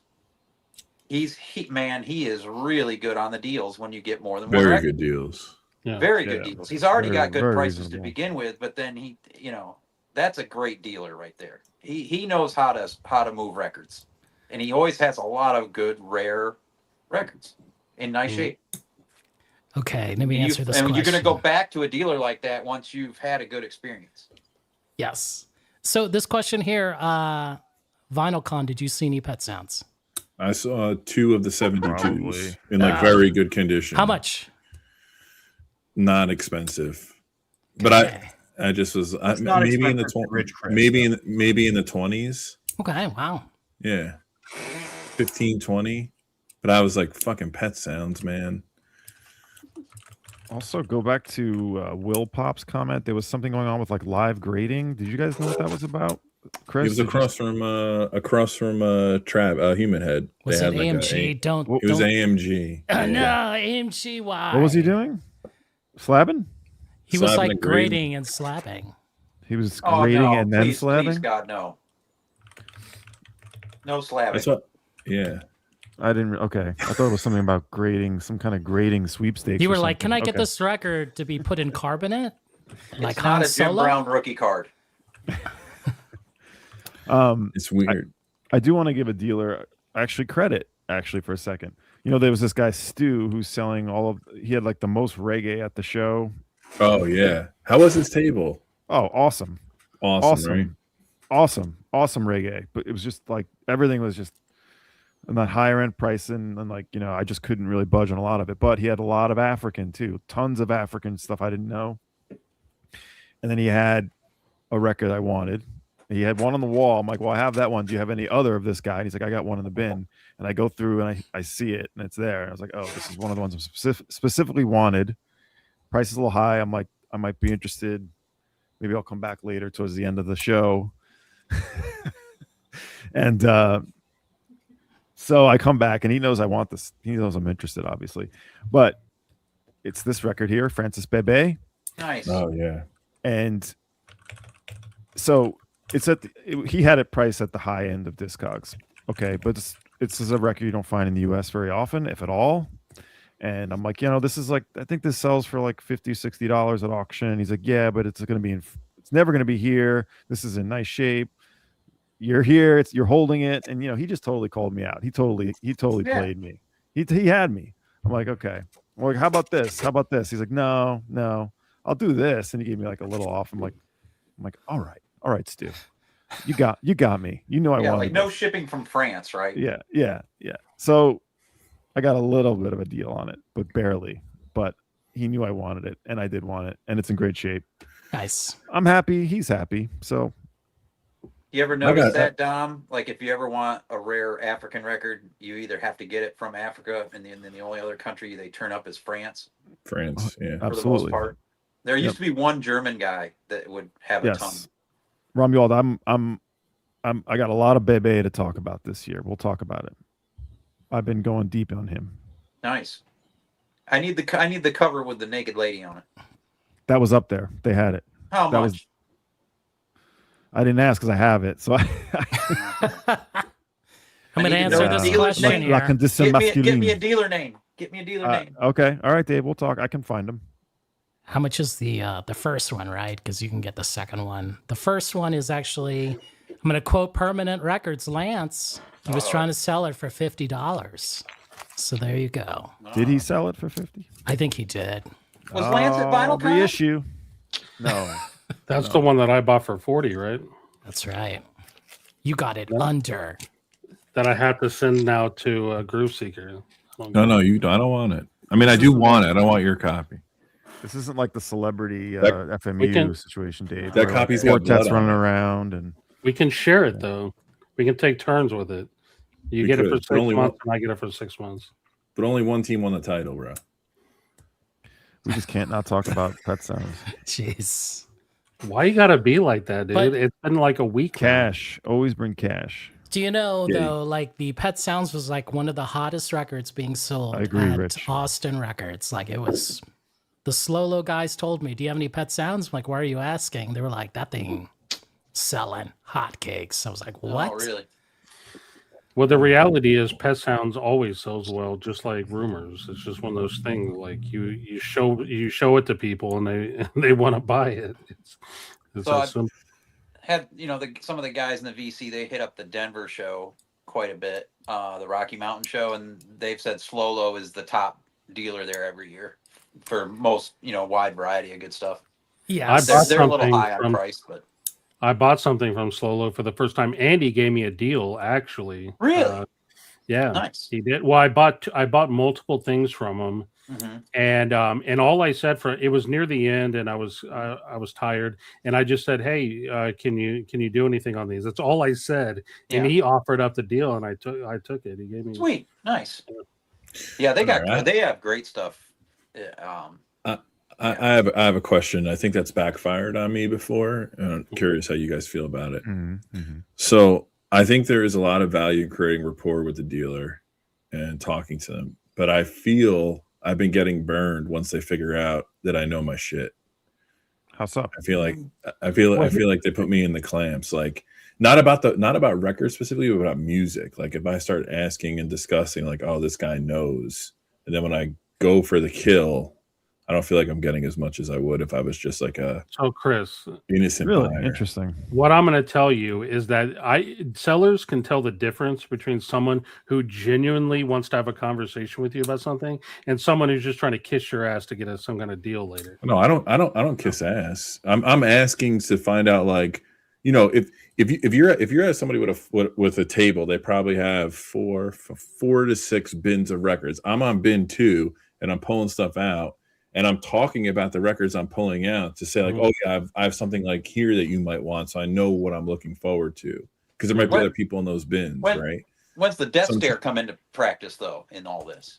When I'm ready to go. I'm ready to go. It worked. It worked twice this weekend. I was 2 for 3. Hell yeah, dude! So the one time it failed, I bought a Jocko reissue, in beautiful shape, and it was fairly priced. I tried to get like $5 off. He's like, oh, actually, like we're a table that like raises money to feed the elderly. So I was like, oh, never mind. Just like sticker price is cool. I was like, Yeah.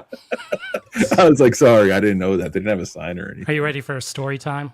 Tom's got the dark arts here on negotiating. I know that's evil. That's just evil. All right, this is for you, Groove Seeker. I was selling this, right? And classic. my god, dude, this was the story of the convention. Don't sell it. Okay, I got a story about this after. Okay, so this guy came and like his wife pulled out this record and he starts laughing at this record. I go, what's funny about this record? He's like, that record's just ridiculous. I'm like, whoa, you kidding me? Good. But he was like making fun of this record. And I was like, man, I wanted to say like, I think Kurt Cobain just died again. Like, what the hell? This is like one of his favorite records. And he's like, why? I'm like, what do you mean why? Like, did you ever not listen to it? The lyrics, like they're very serious. Like this is not a punk record. This is like more deeper, you know, like a life record, really, you know? All right, Joel, go.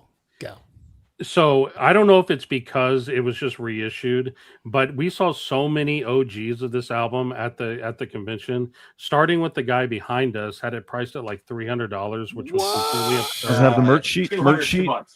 Insert merch sheet. No insert. I got that too. We saw several copies for 100. I think a few crazy copies for like that. 150. Wow. But they were just like $6. everywhere. No one had American Graffiti. Nobody had any of the other Flipper albums. Just this one. It was kind of crazy. To me, it's Well, $100 I didn't answer Chris's question here, but Groove Seeker, right? If that person found another record that they were going to buy and looking for a deal, I would give them 0 deals because they made fun of this record. Nuh-uh, don't do that. Fair enough. Don't Fair do enough. it. Don't do My question for you guys is this: what should that record go That's why for? you didn't sell it. What should, $100. This is like Okay. $100. What if it doesn't have the merch guts and everything? Here's Then the what's it thing. worth? I think $100 is a fair fucking price. nerds. What the hell's wrong with you people? Got the 100 merch is sheet. It's a Fuck punk outta record, here. Chris. It needs to have the merch Oh my sheet. god. Give. I'll take it for 75 without that stupid flyer that I can photocopy and pass off as It original. used to be a lot cheaper, but that's the way it goes with everything. Yeah. I mean, But I remember. it was recently reissued though. So, and I personally think that hurts the value. But It doesn't always. Like some What, records. you think it? I think a lot of times it brings the originals up. I think Yes. it does. Yes. Yeah, Hey, Depending Alex, on the record. depending on the record. Hey, answer this, Chris. I think Jason, I looked at your copy, Oh, but I don't here we go. remember the condition. Wait, Alex, when Is it you're still on the docket? you work in a store, right? Occasionally or whatever, right? I don't know what the arrangement is, but when something gets reissued, do you see OGs go up, down, or it's no different for you? I mean, we're probably not the best example of like a great kind of litmus test for that. Yeah. I don't know. I mean, obviously, if something has been so critically out of print for ever, and people are the only way to get it is to get the OG or whatever, and a reissue comes out, then I think there's going to be a natural, kind of come down on that.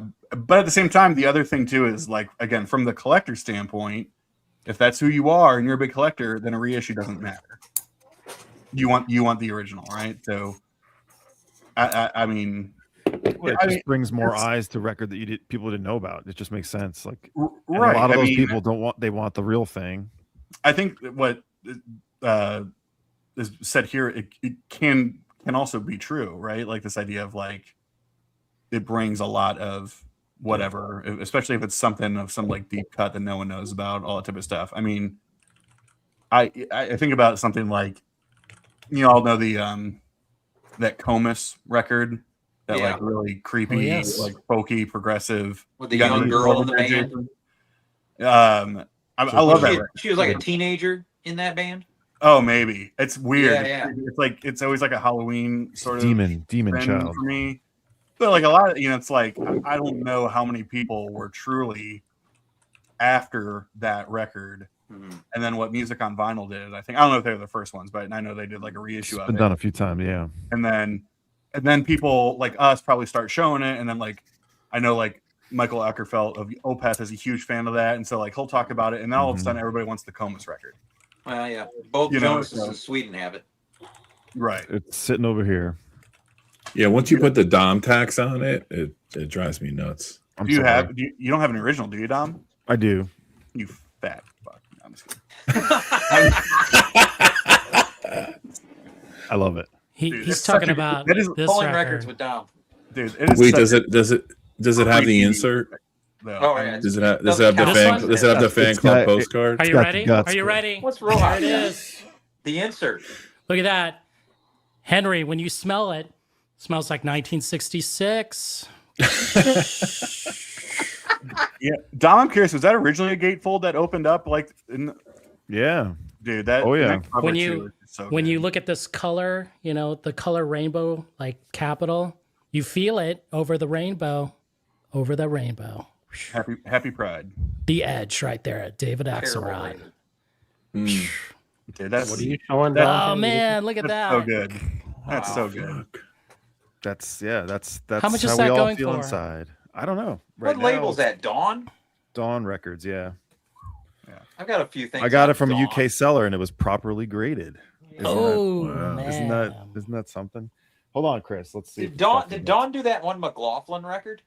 Yes, they did. Good call. Okay, I have that as well. Yeah, that's a good record.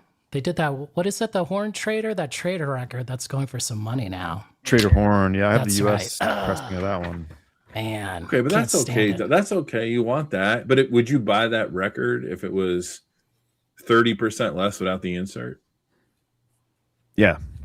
Okay, good. Okay, that's fair. I just thought like it's not a yeah. If it's in like nice shape and doesn't have the insert, yeah, absolutely.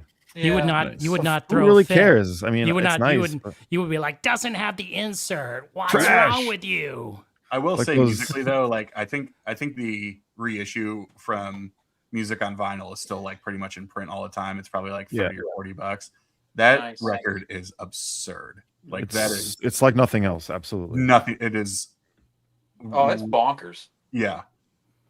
It's And like it is creepy as hell because It's creepy. Yeah. Yeah, Jonas did a review on it not that long ago, right? Vinyl Stockholm, and he played a sample, and it's that girl, man. I'm just like, what in the hell is going on? But if you don't like the main singer's voice, I forget his name, you might Yeah, get tuned out because he does like this growly thing that It's a little kind of warbly and he starts getting like this kind of thing. Did they have more records than just that one? That band? Second one's not good. I used to have it. I didn't like it too much. Question for the panel here: do you hit I the love this table question. near the door first or the last? I've noticed over the years that tables near the door often have the shit, but their prices are often too high. What do you think? They're not wrong. That's usually kind of the deal. At least But the I Charlotte usually- ones. I usually look to see where Dom and Arnaldo are going or Jason, and I just follow them. Yeah, I Well- followed Dom. I followed Dom straight to the Brazilian box. Well, in the Last- beginning, yeah, we went right there, and that guy was there. By the way, Dave, that guy was there this weekend. Oh yeah, the guy had like two. He had two bins. Maybe He that's had- 150 total records, Yeah, and it he was had all about the just OG Brazilian. He had about the same, but it was up there in price, big time. His prices were good at FMU. Maybe they were. Maybe it was made sense. Maybe they were nicer shape. I couldn't mess with any of his stuff today or the other day. You could really. This weekend, I got lucky that Travis and Clem are right next to each other. But then after that, what I was saw doing that was record lunch, Dave. I was going to the tables that had space. Like that's how I operate now. If there's something I'm seeking out, I'm just like, where can I start looking at records quickly without being people all over me? Hey, Dave. Without having to use the people's elbow. Yeah. Dave, can you show that record again? Oh yeah, that was the first record I found last year at the fair, I think. Or no, it was the Veloso. Yeah, we both bought records from him right at the beginning. Yeah, we got two records, and he gave us a sick deal, like because we had cash. Mhm. Yeah, I got the Clube de Esquina. Yeah. Nascimento and the Novos Baños. What's the other one? Speaking of tips, along with Oh, this was the taking other one. cash, make sure the seller is Yep, aware yep. that you're Oops. not a reseller. Oh yeah. Well, if you Because, say I'm I not a don't get reseller, that means you're a reseller. No, but I mean, you. No. But I There's like what ways. Rich said before, like when you're trying to make a deal and at the end you're like, oh, do you take Venmo? It definitely doesn't, it feels a little weak, as he said. I'm impressed with all these vendors that are doing goods and services over Venmo, or like I'm Yeah. like, I'm like I'm not claiming any of that shit. No, friends and family, man. Yeah. Like but hey, better people than me.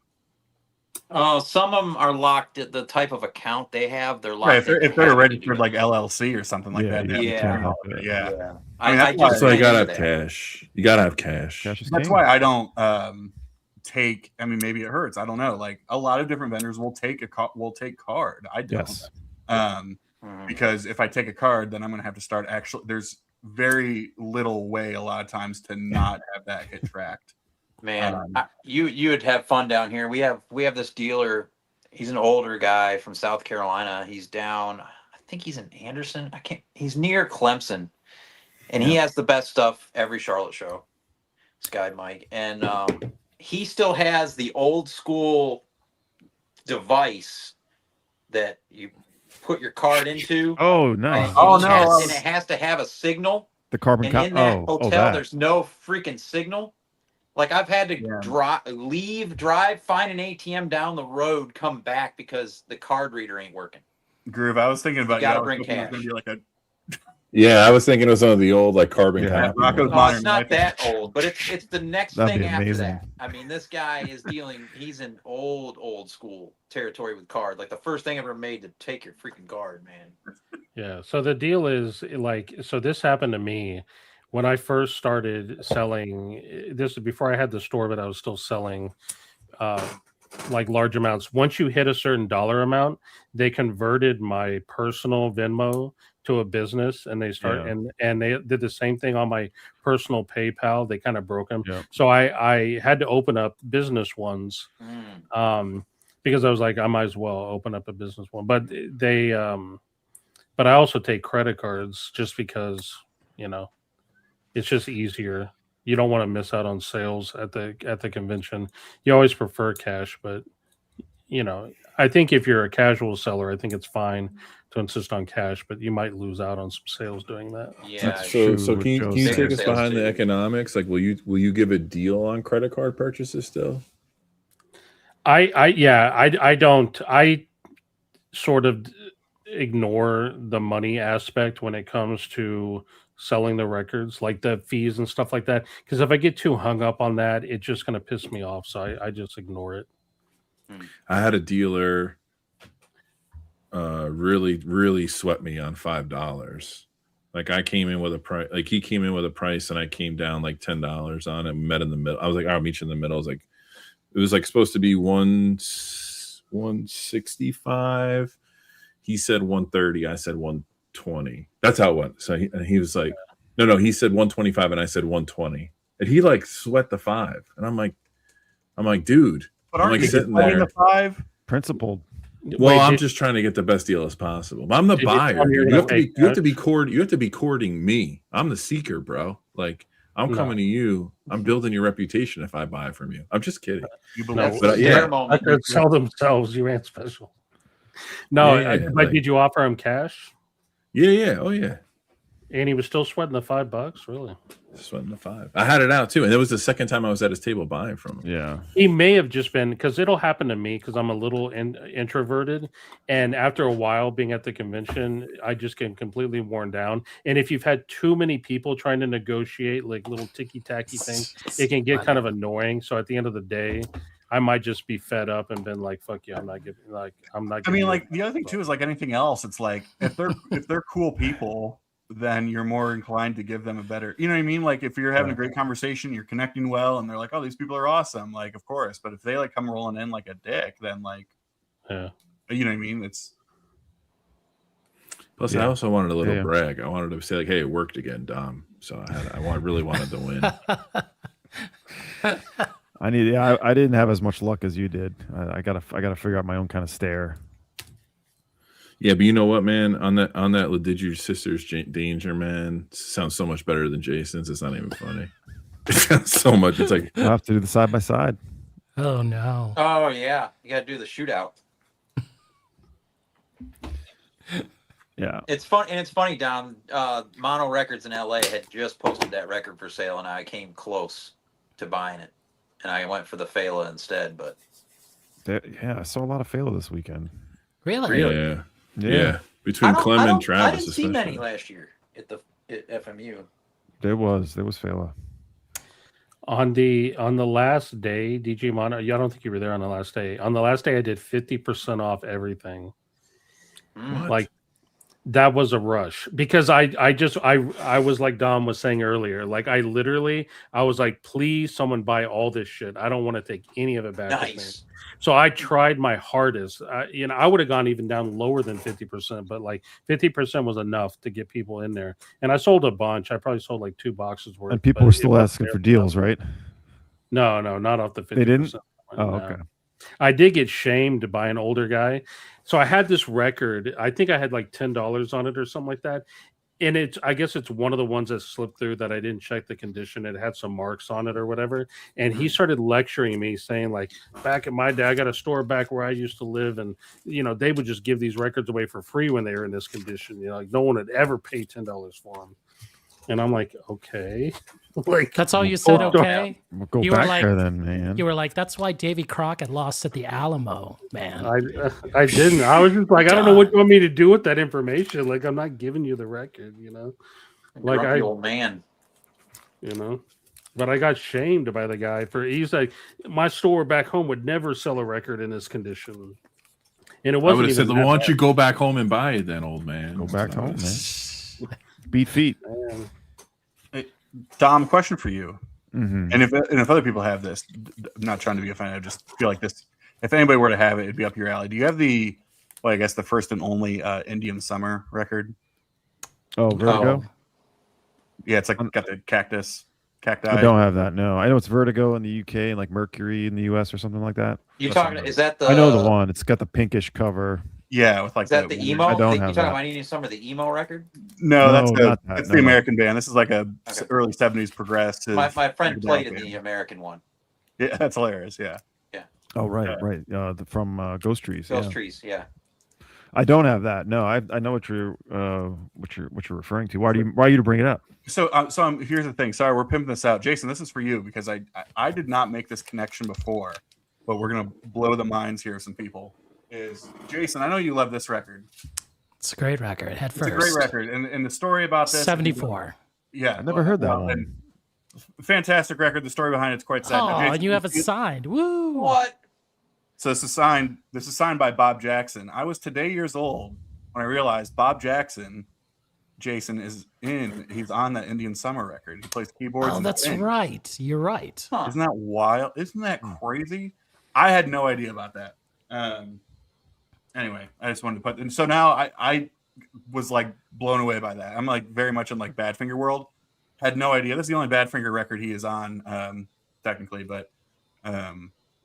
That's Now- weird. I never see that one. Now I you see gotta all find the the rest Indian of them. Summer I never see record. that one. Now I need the Indian Summer record. Well, here's the thing. This was like the whole Shelled Recordings thing back from '74. It never actually got released. It got a CD release, Jason, in like the early 2000s, but Yes. pretty raw and shitty. Oh no, open wound. It was a bootleg.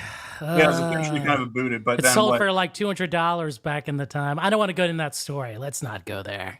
And then Ooh, sore 3 spot. years ago, Bob Jackson went in, they remixed it, they did remastered the whole thing, Okay. finally reissued it. So like these are recordings from a record that was supposed to come out in 74 or 75, never came out. Pete Ham suicide, the whole thing.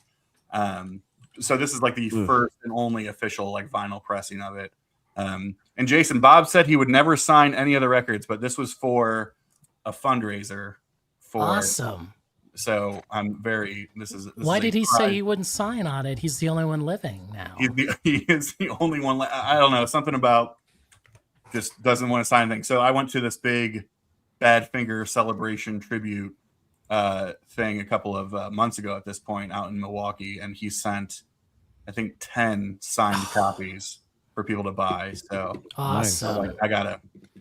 Yeah, I you gotta had roll. to. But yeah, I had no idea he was in that Indian Summer record was on my wish list anyway, and now it's like it has just climbed up. I think the U.S. copy is not too hard to find. It's not. No, I mean, I think usually I have it on like the Discogs want list. Yeah. Too. I mean, maybe like a $70 to $80, $90, $100 record or something like that? I think it's less for the U.S. I'm not Milwaukee's totally a good record town, isn't it? It is. I only had time to hit 2 or 3 places. My favorite place by far was Irving Place. Okay. That's a little hole in the wall, but that's a good. Yeah, Lavelle from Chicago area drives up there quite a bit Mhm. because he's got honey holes there. Yeah, no, they were a great shop. Cool. I Jason, agree with we'll the let final you talk James about the Brazilian record if you tell us the Yeah. Badfinger CD story. Well, go ahead, Joel. You want to point out Sean's comment, then I'll tell the story. No, I was just gonna say I agree with him. I just feel like buyers need to be nice. Like, I don't know if it's because there are legitimately. I can only speak to the Austin Record Convention. There are legitimately a good handful of sellers that are overpriced with a lot of their stuff, and it maybe it wears on the buyers, and then they take it out on people that are fairly priced. But I feel like if you want a record, just be nice about like if you see a seller has a record and you know what you want to pay for it, just go talk to them. Just be nice about it. Say like, I would like this record, but this is what I'm willing to pay it at. Just being, There's all kinds of dealers. There's this one dealer that comes all the way from Georgia, in the middle of nowhere. On like he's south of halfway across Tennessee into Georgia. He comes all the way to the Charlotte shows, and he's got incredible shit. A lot of Japanese pressings of stuff in mint condition of all genres. He's got rare French original stuff. I've got like a bunch of Helden originals from him, and his prices are a little high, but he's making that trip, so you got to consider that too. But what he always says right up front, you start looking in his bins, he goes, "You get more than one record, I start making deals." Mhm. He just tells you Yeah. straight up, if you get more than one, you get two, and you can go up from there, I start making deals. If you only get one record, it's going to be yeah. what it's listed as. Like there's no deal for just buying one record. So That's don't fair. even ask. You know what I mean? Like that. And so I've always got more than one from him because he takes a decent little bit off. So take He $10 may have off each been. record. He may have been at the Austin. Do you know? Did he go to the Austin convention? Because He might. He's in an antique mall, and what is his name? In Ringgold, Georgia. And that guy's a good dealer. He's got great. You wouldn't think where he's located he'd have that kind of stuff. He's got killer stuff all the time. Is he kind of a younger guy or kind of our age? Older guy? Oh, okay, different guy then. There was a seller from North Carolina had a bunch of imports and stuff, Okay.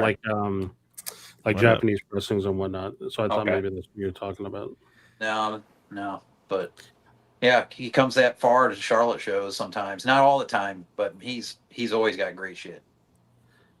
You know who doesn't have great shit is High Rant, dude. He is so difficult to please. He's like the hardest guy to make happy. Is he out in Seattle or that area? Or Portland. oh, okay. Yeah. I knew he was All right. out west. He tries to make deals at all those shops, and they just like not having it. It sounds like that we're all pretty much I wouldn't like know what to do in Portland. There's too many shops. There's a lot. Portland's just buried in vinyl. oh, Too many man. records. Ooh. Too many records. You did. You went there. Yeah. You went there. Yeah, nice one, Dave. Yeah, man. Does he make deals?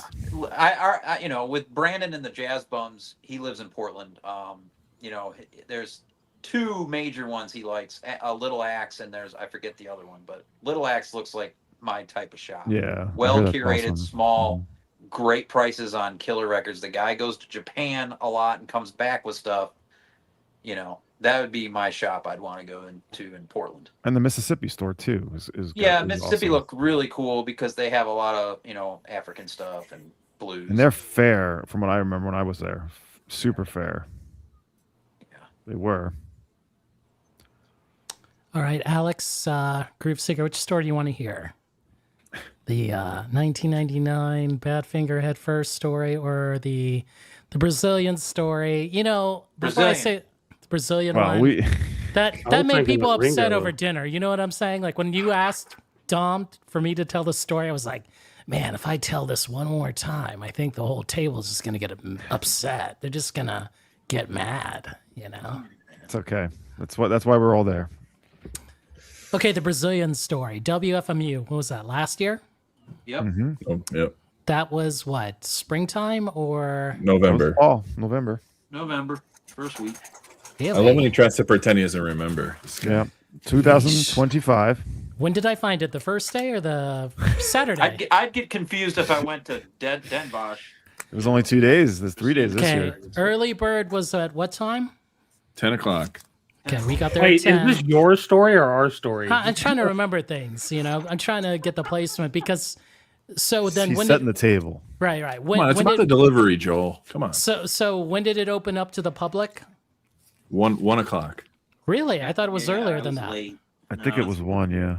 1 It wasn't. It wasn't 12. It was later than that. Yeah. Well, then I didn't get the record until maybe what 2?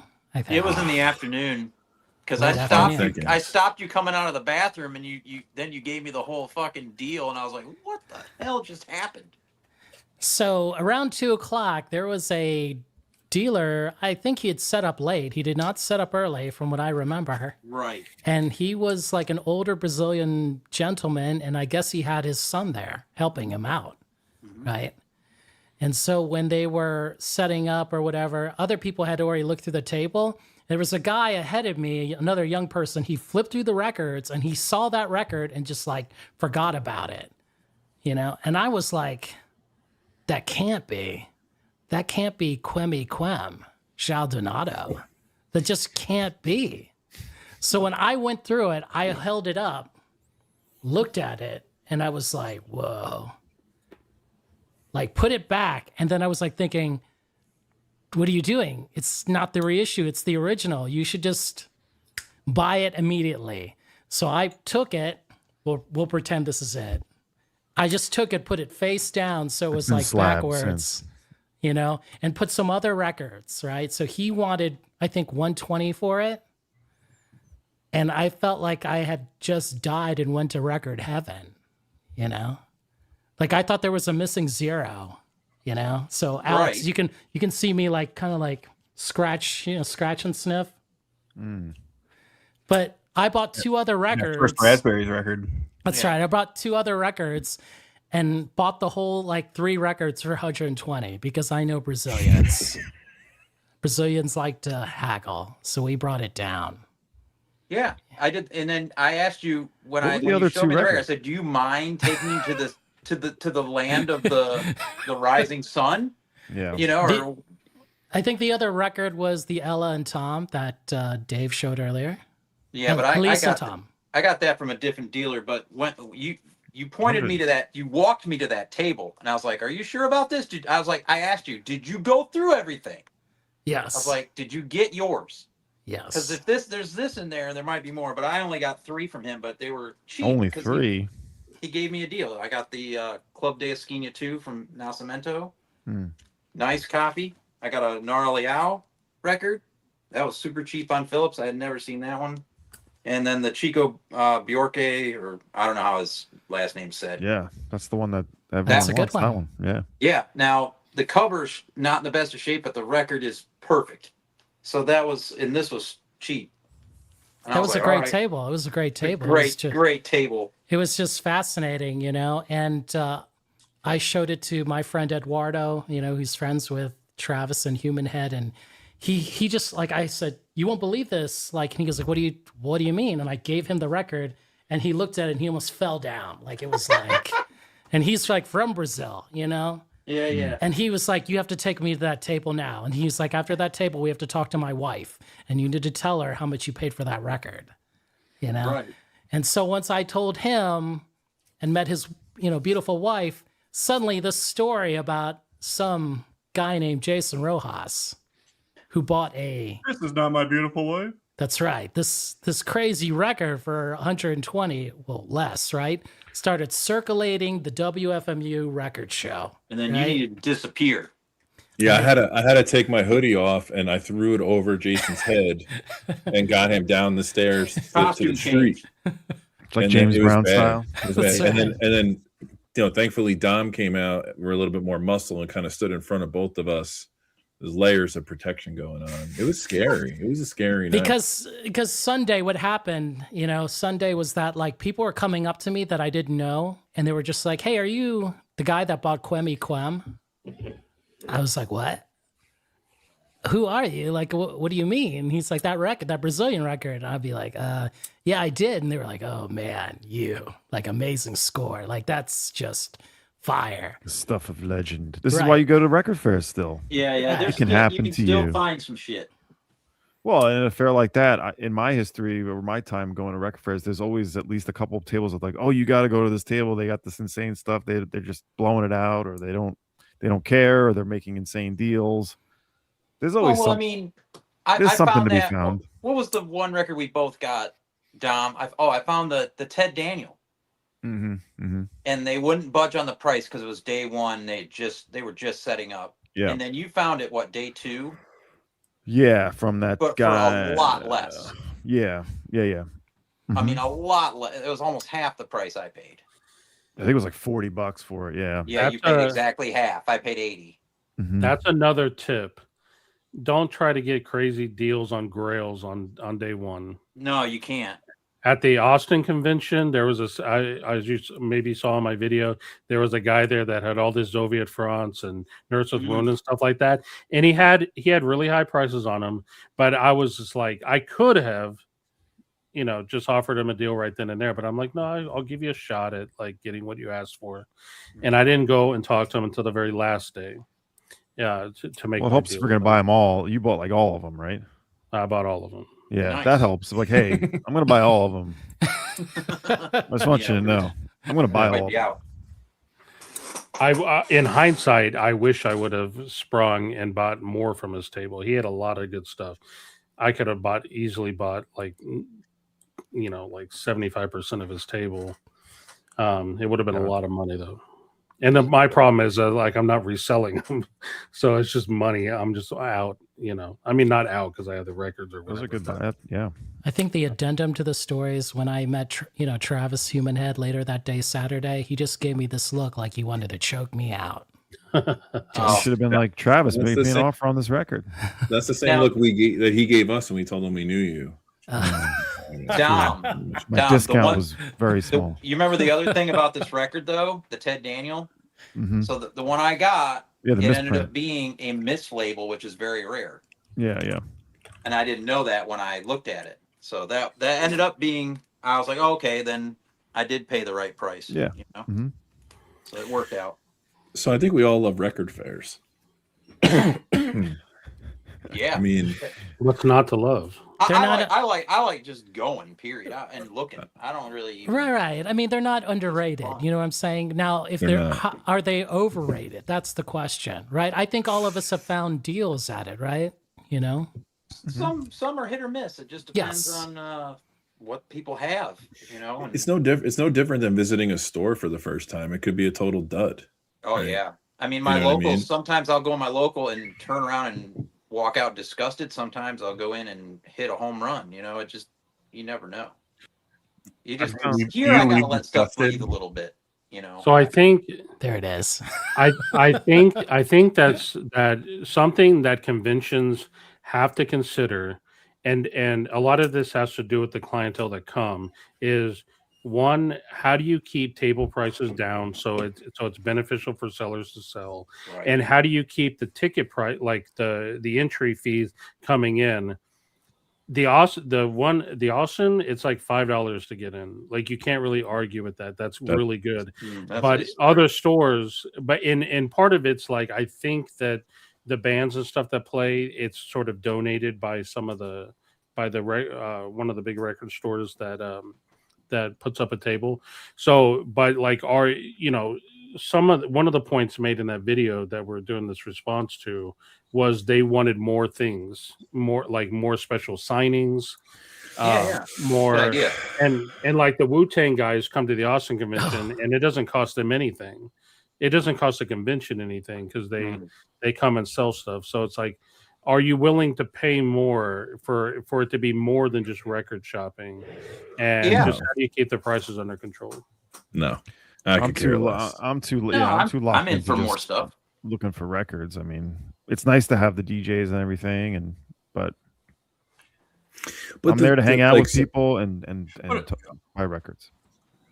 It's all. I mean, the other thing too, somebody mentioned like, is it overpriced? We talk a lot about pricing, that sort of stuff. As these become like, let's be honest here for a moment, gents. Like anybody who's gonna pay for a flight and a hotel for 3 nights to go to Salina, Kansas, is not, you're going there. They are not. I'm just saying, like they're not fucking concerned about gas prices right now. Like, you know what I mean? Like that is like they are in. Oh, don't you do it? Like I'm saying, like for someone, and that's what I keep making these jokes about, but it's kind of true, right? Like if I'm someone who's gonna pay for a flight to go from Columbus to where do I have to fly into? Wichita, Kansas City, 3.5-hour drive from there. Right, either one, right? That's going to be multiple hundreds of dollars. I'm going to need a rental. I'm going to need a rental car for 4 days. That's going to be what, $300. Whatever, we're going to stay in a hotel for 3 nights. Like this is becoming a vacation, and some people are in a place where that's not a big deal. Right. But that's one of the irony things I point out. And whether it's Salina or Austin or New York or anywhere else, like it's interesting to me that we would say like, oh, these record shows are overpriced based on what dealers are selling things for, when people are dropping $2,000 simply to go and rub dicks with Michael Fremer. Like, I don't know. You know what I mean? Like money is not an issue to those people. Like, those people. Of course. Listen, burn the rich. Because that's just kind of like the reality, right? So, I get it, and dealers are charging higher stuff, and but so are record stores. Let's be honest. But that is like the ongoing joke that I keep going back to, is that there are people who are going to spend $1,500 so I can travel to a city to get a good deal on a $500 record. Yeah, the key is, if you're going to do it, you have to do it like Dom and how we do it. You have to get a place, split it among 4 or 5 people, and that saves you a bunch of money that way. You only eat pizza. My flight was only $200 and some bucks this year to go up to go direct from Charlotte. That's amazing. That's I will say American Hub though. Correct. But I'll say this in defense of New York. I'm really not trying to be biased here, but there is so much more access outside of WFMU in New York. Like it's worth doing that and coordinating it as inexpensively as possible, because you have access to so many stores. Yeah, so many good stores. Chris, if you come to Austin, not only do you get Sandy's Burgers and a meal with Jason and I. Lodging? Care about the food. Lodging? I'm a big fan of Cabo Bob's down there. Do we like Cabo Bob's? Is great. Cabo Bob's is great. And if you're okay with an air mattress, you can crash at my place. I got plenty of room. Okay, not in that room. You don't though. Now I've gone to LA, but not to a convention. But the key is there. I learned from Sherv is don't fly into LAX. Fly into Ontario Airport, which is tiny, and that was $300 round trip direct from Charlotte. All the way in Canada though. So no, Ontario, like California. I know. I'm just like, but I could 2 terminals. 3. Like there's only 1 little spot for TSA. Like that's what's up. There's ways to do it cheaper. Surprises. You really have to. Hold up, guys. Hold up for a second. DG Mono. Shots fired. That is a ridiculous statement to make. Please. I don't understand this reference. I like Chris, Whataburger. I don't They just opened one of those here. You know I also like down there? This I'm a big foodie when I say shit like this. Underrated establishment down in your parts there, Jason and Joel. I'm a big fan of P. Terry's. I think they do a good job on there. Man, P. Terry's is good. Awesome. Keep up Frank's comment up. I know they're not. I'm not talking about in Manhattan though. Like there, you still have access to bounce around. It's not like it's a big undertaking. Yeah, I guess like going to like Salina, forget the price, like, but that's the only event there. Like at least if you're going to some, and I'm not just saying New York. If you go to Austin, there's stores. Well, the You Salina get to thing, see- there's a lot to do. That there's, you're touring the facilities. You're seeing. I've been I there, think Alan. you're going to get to see how a record's pressed and all that. And I don't know. There's concerts at the church. So And I'll make Teddy's an staying in that church addendum and worked there. So because I don't want to offend anybody. So I'll make an addendum to this. Like we were talking about this probably at some point, Groove. That a lot of these things, the destination, like the show is the reason, but the goal is to go and like hang out with people, right? Like the goal is 100%. friendships and relationships. And I get that. And so like for some people are like, no, like my annual vacation is going to be to Salina because I mean, all that stuff that Dave's just mentioning is super cool. We love that. But really it's because I want to go hang out with, with Concert Buddy. Because he's going to find a way to go. he's in the comments here somewhere. He's not. He'll find a way. Chance wouldn't say no to something like that. He'll talk about it, but he he's better not gonna go. say no. I'll be disappointed. If he does not go for the barbecue. I had a joke, Alex and Dave, since Alex is not new here, but Dave, like I had a joke between the Surface Noise guys that I would go to Vinyl Summit, but I would be a seller at the record show and I'd be selling original pressings. I'd be showing them, this one's better. This one's better and cheaper. You got that audio. You got that audio. Yeah, that's what he's looking for. production. He wants top dealers, man, selling OG stuff. That's right. You can start talking Painful. trash. Original. Like, I heard Chad uses a digital step on that one. I don't know. You don't need that $60 foreigner head games. I'm telling you. First concert I ever went to in my life. You do not need the $60 head games. I'm not sure you need the original either, but that's a whole other story. Dude, that's the first concert I ever went to. Was Foreigner and Jafria at the Rochester War Memorial. Oh, nice. Oh, I completely forgot your Rochester roots. Yeah. Yeah, just south of there, just south. Wild, but Could happen. Like Finger Lakes. my sister just moved actually like a year ago from Ithaca. So Yeah. she worked at IC, Dom. Oh, cool. And then she just moved to Rochester. So from Ithaca College. Okay. Yeah. What's she doing in Rochester? I don't know, man. Something. She gets paid more than I do, so I don't. Oh, snap.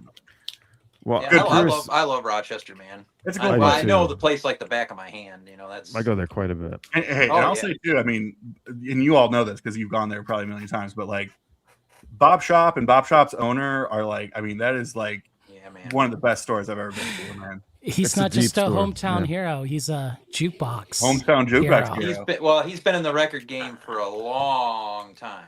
Long time. And I don't know if you all know Mark for Mad for Vinyl. Like he does the.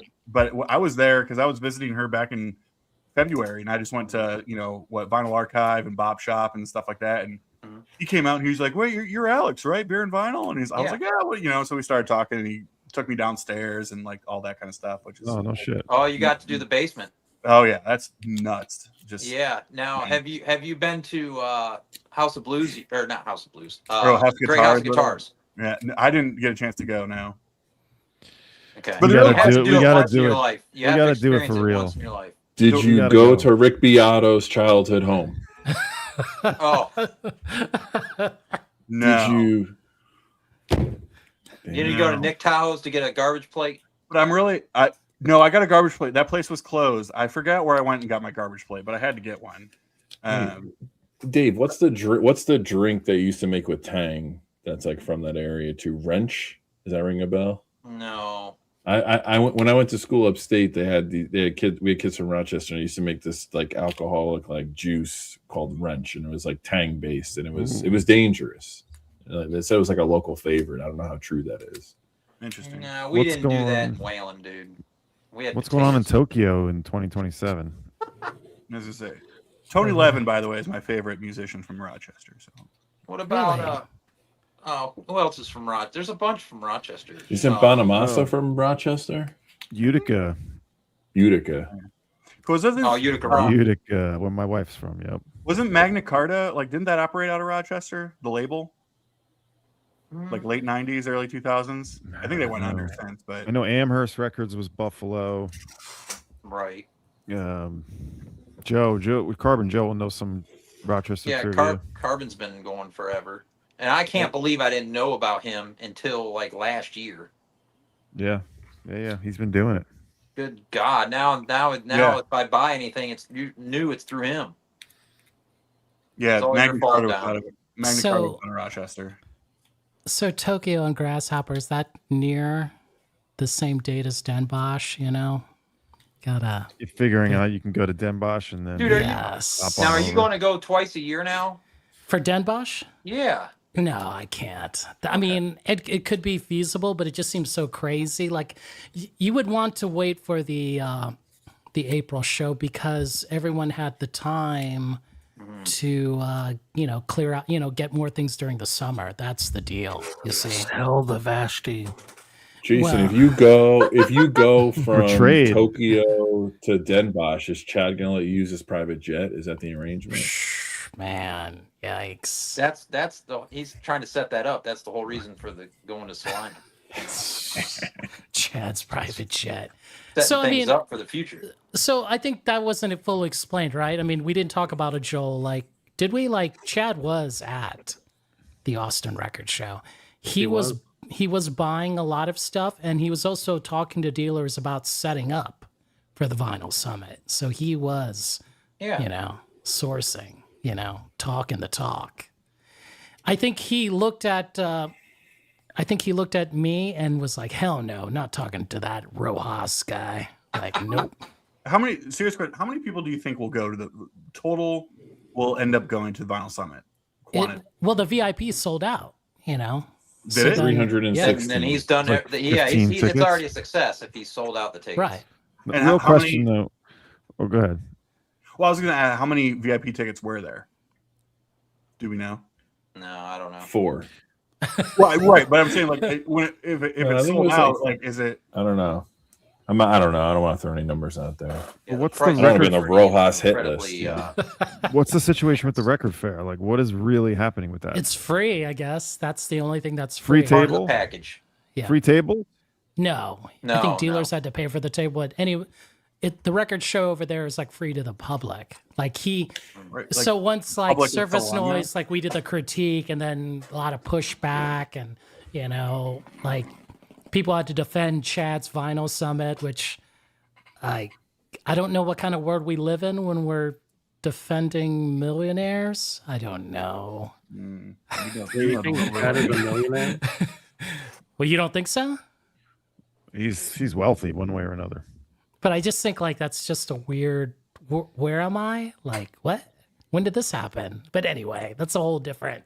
But I'm just Did saying. someone give Jose a link already? Well, I don't know. To each their own. No, If you it's can go, great. No, If you can't, yeah, of great. course. Like if you're paying more, which is the VIP thing, it's like you're going to be in a listening session, cutting session. You'll get to hear Michael Fremer bullshit his way. I don't know. I went to the Paramount plant in Denver and got a free tour and saw the whole plating process from Okay. start to finish. You didn't have to pay $3,000 for a tour And it with was free. the It was owner. It's free. 100% free. Okay. You know what I And- mean? And that was with Gary Sahlstrom, Oh, master plater awesome. that left Salina. Okay. And it was incredible. And we had a great day. And that was Steve Carlson and I and Tice. And we got to hang out and do all that. I mean, and it was free. I didn't have to. It's free. Okay. We could go get barbecue somewhere else in town. Which we actually what it did. reminds me of though, Dave? Like it reminds me of like my friends that were all really big into beer and music.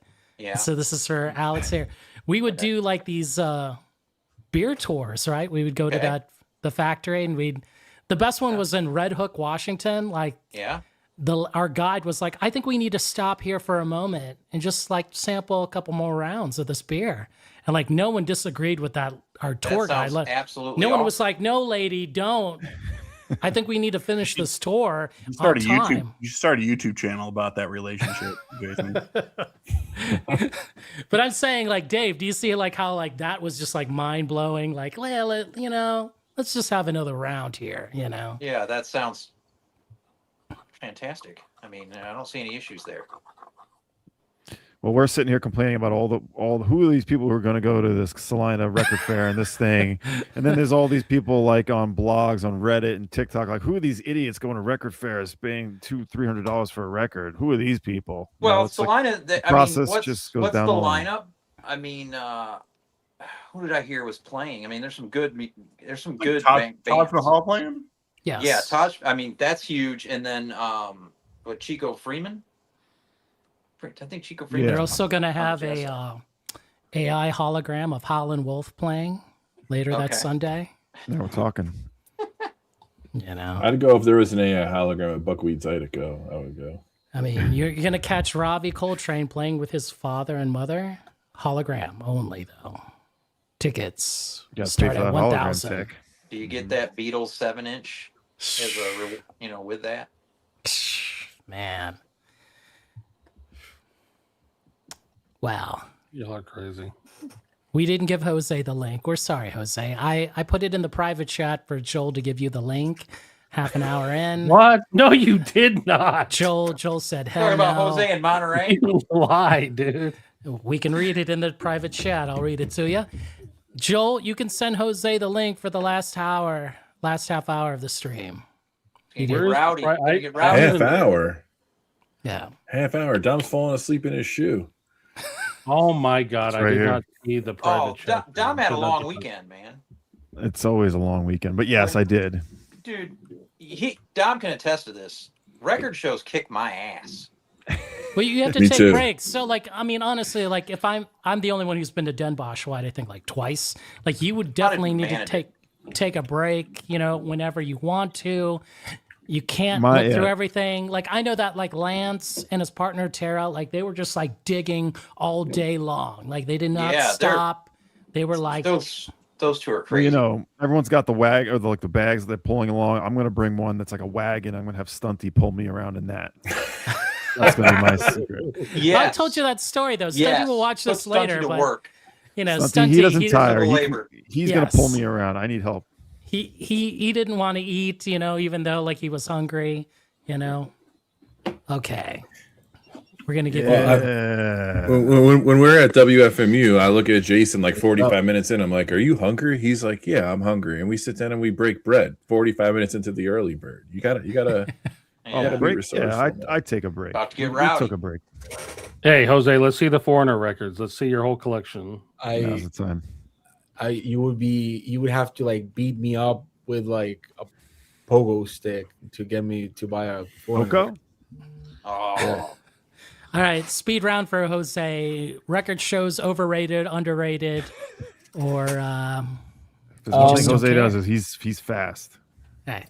Well, I don't know, man. Like for the type of stuff that I listen to, at least here in Latin America, most of the times record shows are like two vendors have like weird stuff, and then everyone else has Dark Side of the Moon, which I don't give a fuck about.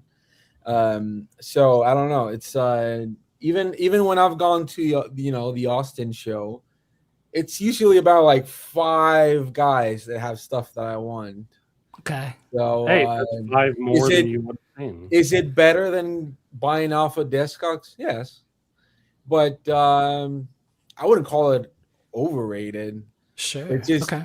Because you remember last time I was in Austin, like that Sunday when everybody that doesn't really give a fuck, that's what is it, free or it's just cheaper to go.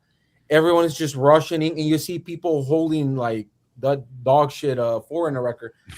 Whoa, I can't believe it! It's Foreigner, and they buy it for like $4, and they immediately go celebrate like across the guys- street. You guys more of like a head games kind of guy, or more of a Foreigner 4 kind of guy? 4. We're sending him. Probably 4. Send him 3 copies of 4 VCLT. Look, I mean, there's just.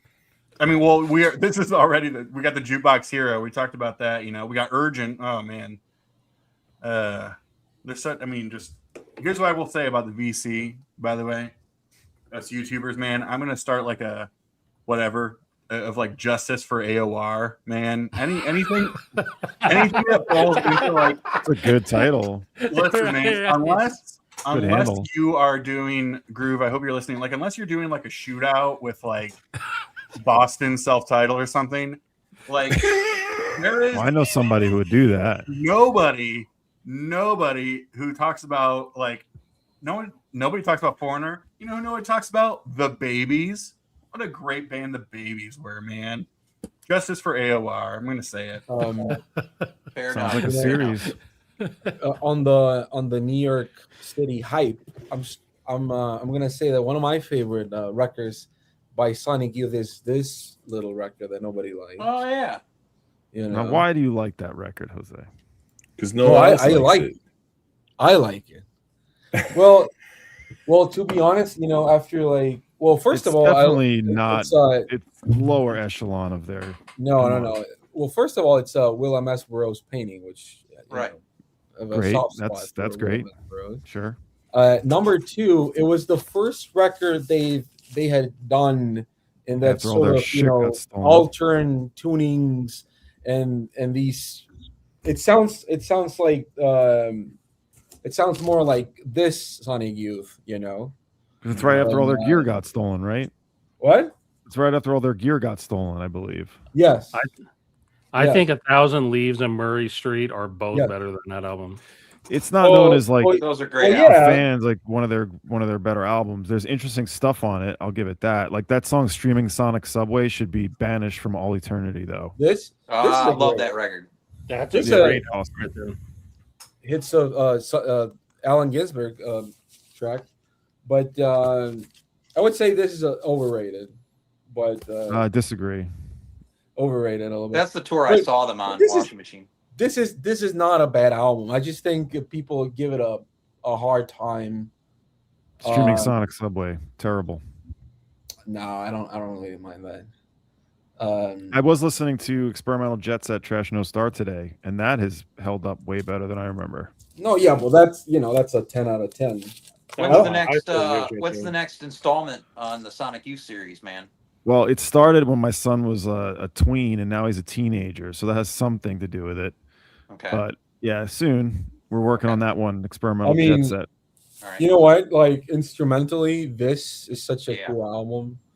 I love that Uh, album. Yeah, That's It what I'm does- saying. Those two are both better than New York City Goes. but that's the start of their Oh like. yeah, I would agree, but I'm just saying like it's. Yeah. I don't think they have a bad album. I've got maybe a live no, tape I agree. of that tour from 40 Watt in Athens, which is cool. That's their first record. Is when they're becoming more of like Yeah. a jammier kind of band. Yeah. Whoa, Dom, easy with that J word. I'm more Dude, of a- listen to I'm it, more of Chris. a this I know it. guy, I have it. you Oh, you do? Okay. Oh, Swans. yeah. know? I'm more of this motherfucker. You know? I'm Yeah. more- So Yeah. Jose, I'm telling you straight up, and Record fairs. I'm not just trying to tease you here. This year at the Awesome Record Convention was a great year if you're into Swans and weird kind of music like that. Well, They I had have a- everything by Austin- Swans except 2 EPs. I You found don't a have any lot of Soviet stuff. France, do you? There was, I saw Fetus, I saw tons of Swans, Angels of Light. I found an Angels of Light record. Tons of swans at VinylCon. Well, I found this at the Austin show last time. Which Oh was- shit! I don't see that one I ever. don't remember. Was some Swans? It was. Oh, Clem had a bunch. He did. Okay. That's a What great else did he have? cover. which is always Yes. welcome in my book. That's Uh, not I done, have- Dane. There's some new ones They to haven't do. They haven't reissued this, which it's one of my favorite, which is Cop, their second record, Mm. which is I think really good. This is their first reissue they ever did of their debut, which Yeah. is on pink vinyl. On Pink, huh? Yeah. I got Jose, I got do you an have original of any- that at Lunchbox. That's What? a good one. This is Do you have do you have the Angels of Light album? I have three. I only have. I have that, and I have the. One of my favorites. Oh yeah, great cover. Karen O. Underrated in the Swans discography. Yeah, I like that. How did we record. get into a Swans showing? How did this happen? I It's just great. have a bunch of Swans. You records. just keep showing records. This Keep is where showing. we need to end this stream right now. Yeah, Like, yeah. Game Jose, over. show the Angels of Light. Did you find Well, any I of don't know those what at a the record fuck they fair, are, Jose? man. What? Any of those from a record fair? Yeah, he said Austin. Tell us. Yeah. I got this this is a reissue, but this is the original one. I got it in Canada at Cops. You ever been to Cops in Canada? Familiar with it? I haven't been there. I'm familiar with them. And the guy was like, I don't know what to price it because I think it's missing an insert. And I was like, Oh, trash. and I was like, yeah, it's missing an insert, and it wasn't missing anything. And he just gave it to me for like very cheap. Nice. So, you know, Damn. like, yeah, Angels of Light, I do have. Jeez. You know? Elliot. Jeez, man. See it. You can talk Dillard Well, and Clark. here's another one. Who did this painting, huh? I Yeah, that's forget. not- Yeah. Well, you know who You did said you were the going to painting? throw it. Oh, You're not going. Manson. No, it's John Fahey. That's right. Damn it. I blew it. Really? Yeah, John Fahey did the No the shit. cover. I didn't know that. That's right. Yeah. I really hate the My back bad job. cover art. Yeah. It looks like That album's action. pretty good. I didn't like it so much, but I Oh, got that- into it. This, You know what? Sadly, this is the first record that that I there were still a band when I was growing up, but this is the first record I bought from them. Oh, I was okay. like, does it have the merch insert? It does. Well, I think all the paintings are. Jeez. It matters, right? Yikes. They didn't have yeah. They were an art band, Chris. Art, not commerce. Sorry. Is there an in-groove sticker on that? No. Jeez. We We're want just looking all the want greatest this- hits here. That's awful. Group bought sticker. this, That's so, awful. Come on. I'm now. sorry. I don't know where my Angels of Light is. Now I'm getting worried. Maybe It's not even fair. Oh, It's not even fair. I mean, Jose wasn't watching earlier. If he didn't pick up the joke, man. Anything else you want to say about the record shows? Anybody? I love him. I love him, and I love seeing you guys there when I get the chance. Yeah, let's go around here. Joel, What? record shows. Yes. I mean, I sell at them. I buy at them. Buy too much from them. I'm pro record shows. Oh, there All we right, go. Dom, record shows. I enjoy a record show. I'm looking forward to the next one, whichever it will be. At least it'll be WFMU. I'm not sure if there'll be Yes. anything else, but All right, our guests here, Dave. We want to thank you, Dave, for coming. Yeah. Record shows. What do you think? 100%. Final word. Awesome. Alex, I always find Oh. something. So good. Yeah, I mean, looking forward to the next one. I will say, when you live in a third floor apartment, Ooh. it has a little bit of a different kind of. You don't want to carry that 20 copies of Foreigner 4 Yeah. to the third floor, right? Sir, I keep those records. You watch your mouth. All right, those are not for sale. No, it's pretty brutal, but a lot like wearing heels. It's actually more difficult going down than it is going up. So. fair enough. Lesson learned there. That's great. All right, we want to thank Dave, local band Neography. We want to thank Alex, Spirit Vinyl, Dom, Seeking a Thread, Chris, the Groove Seeker, Joel, Static ATX, and Al Pacino. Last final words on record shows. On record shows, fuck them. End it go. right there. He's out. All right, thank you, Peace. everybody. Thanks, everyone in the chat. We'll see you next time. Peace. goodbye.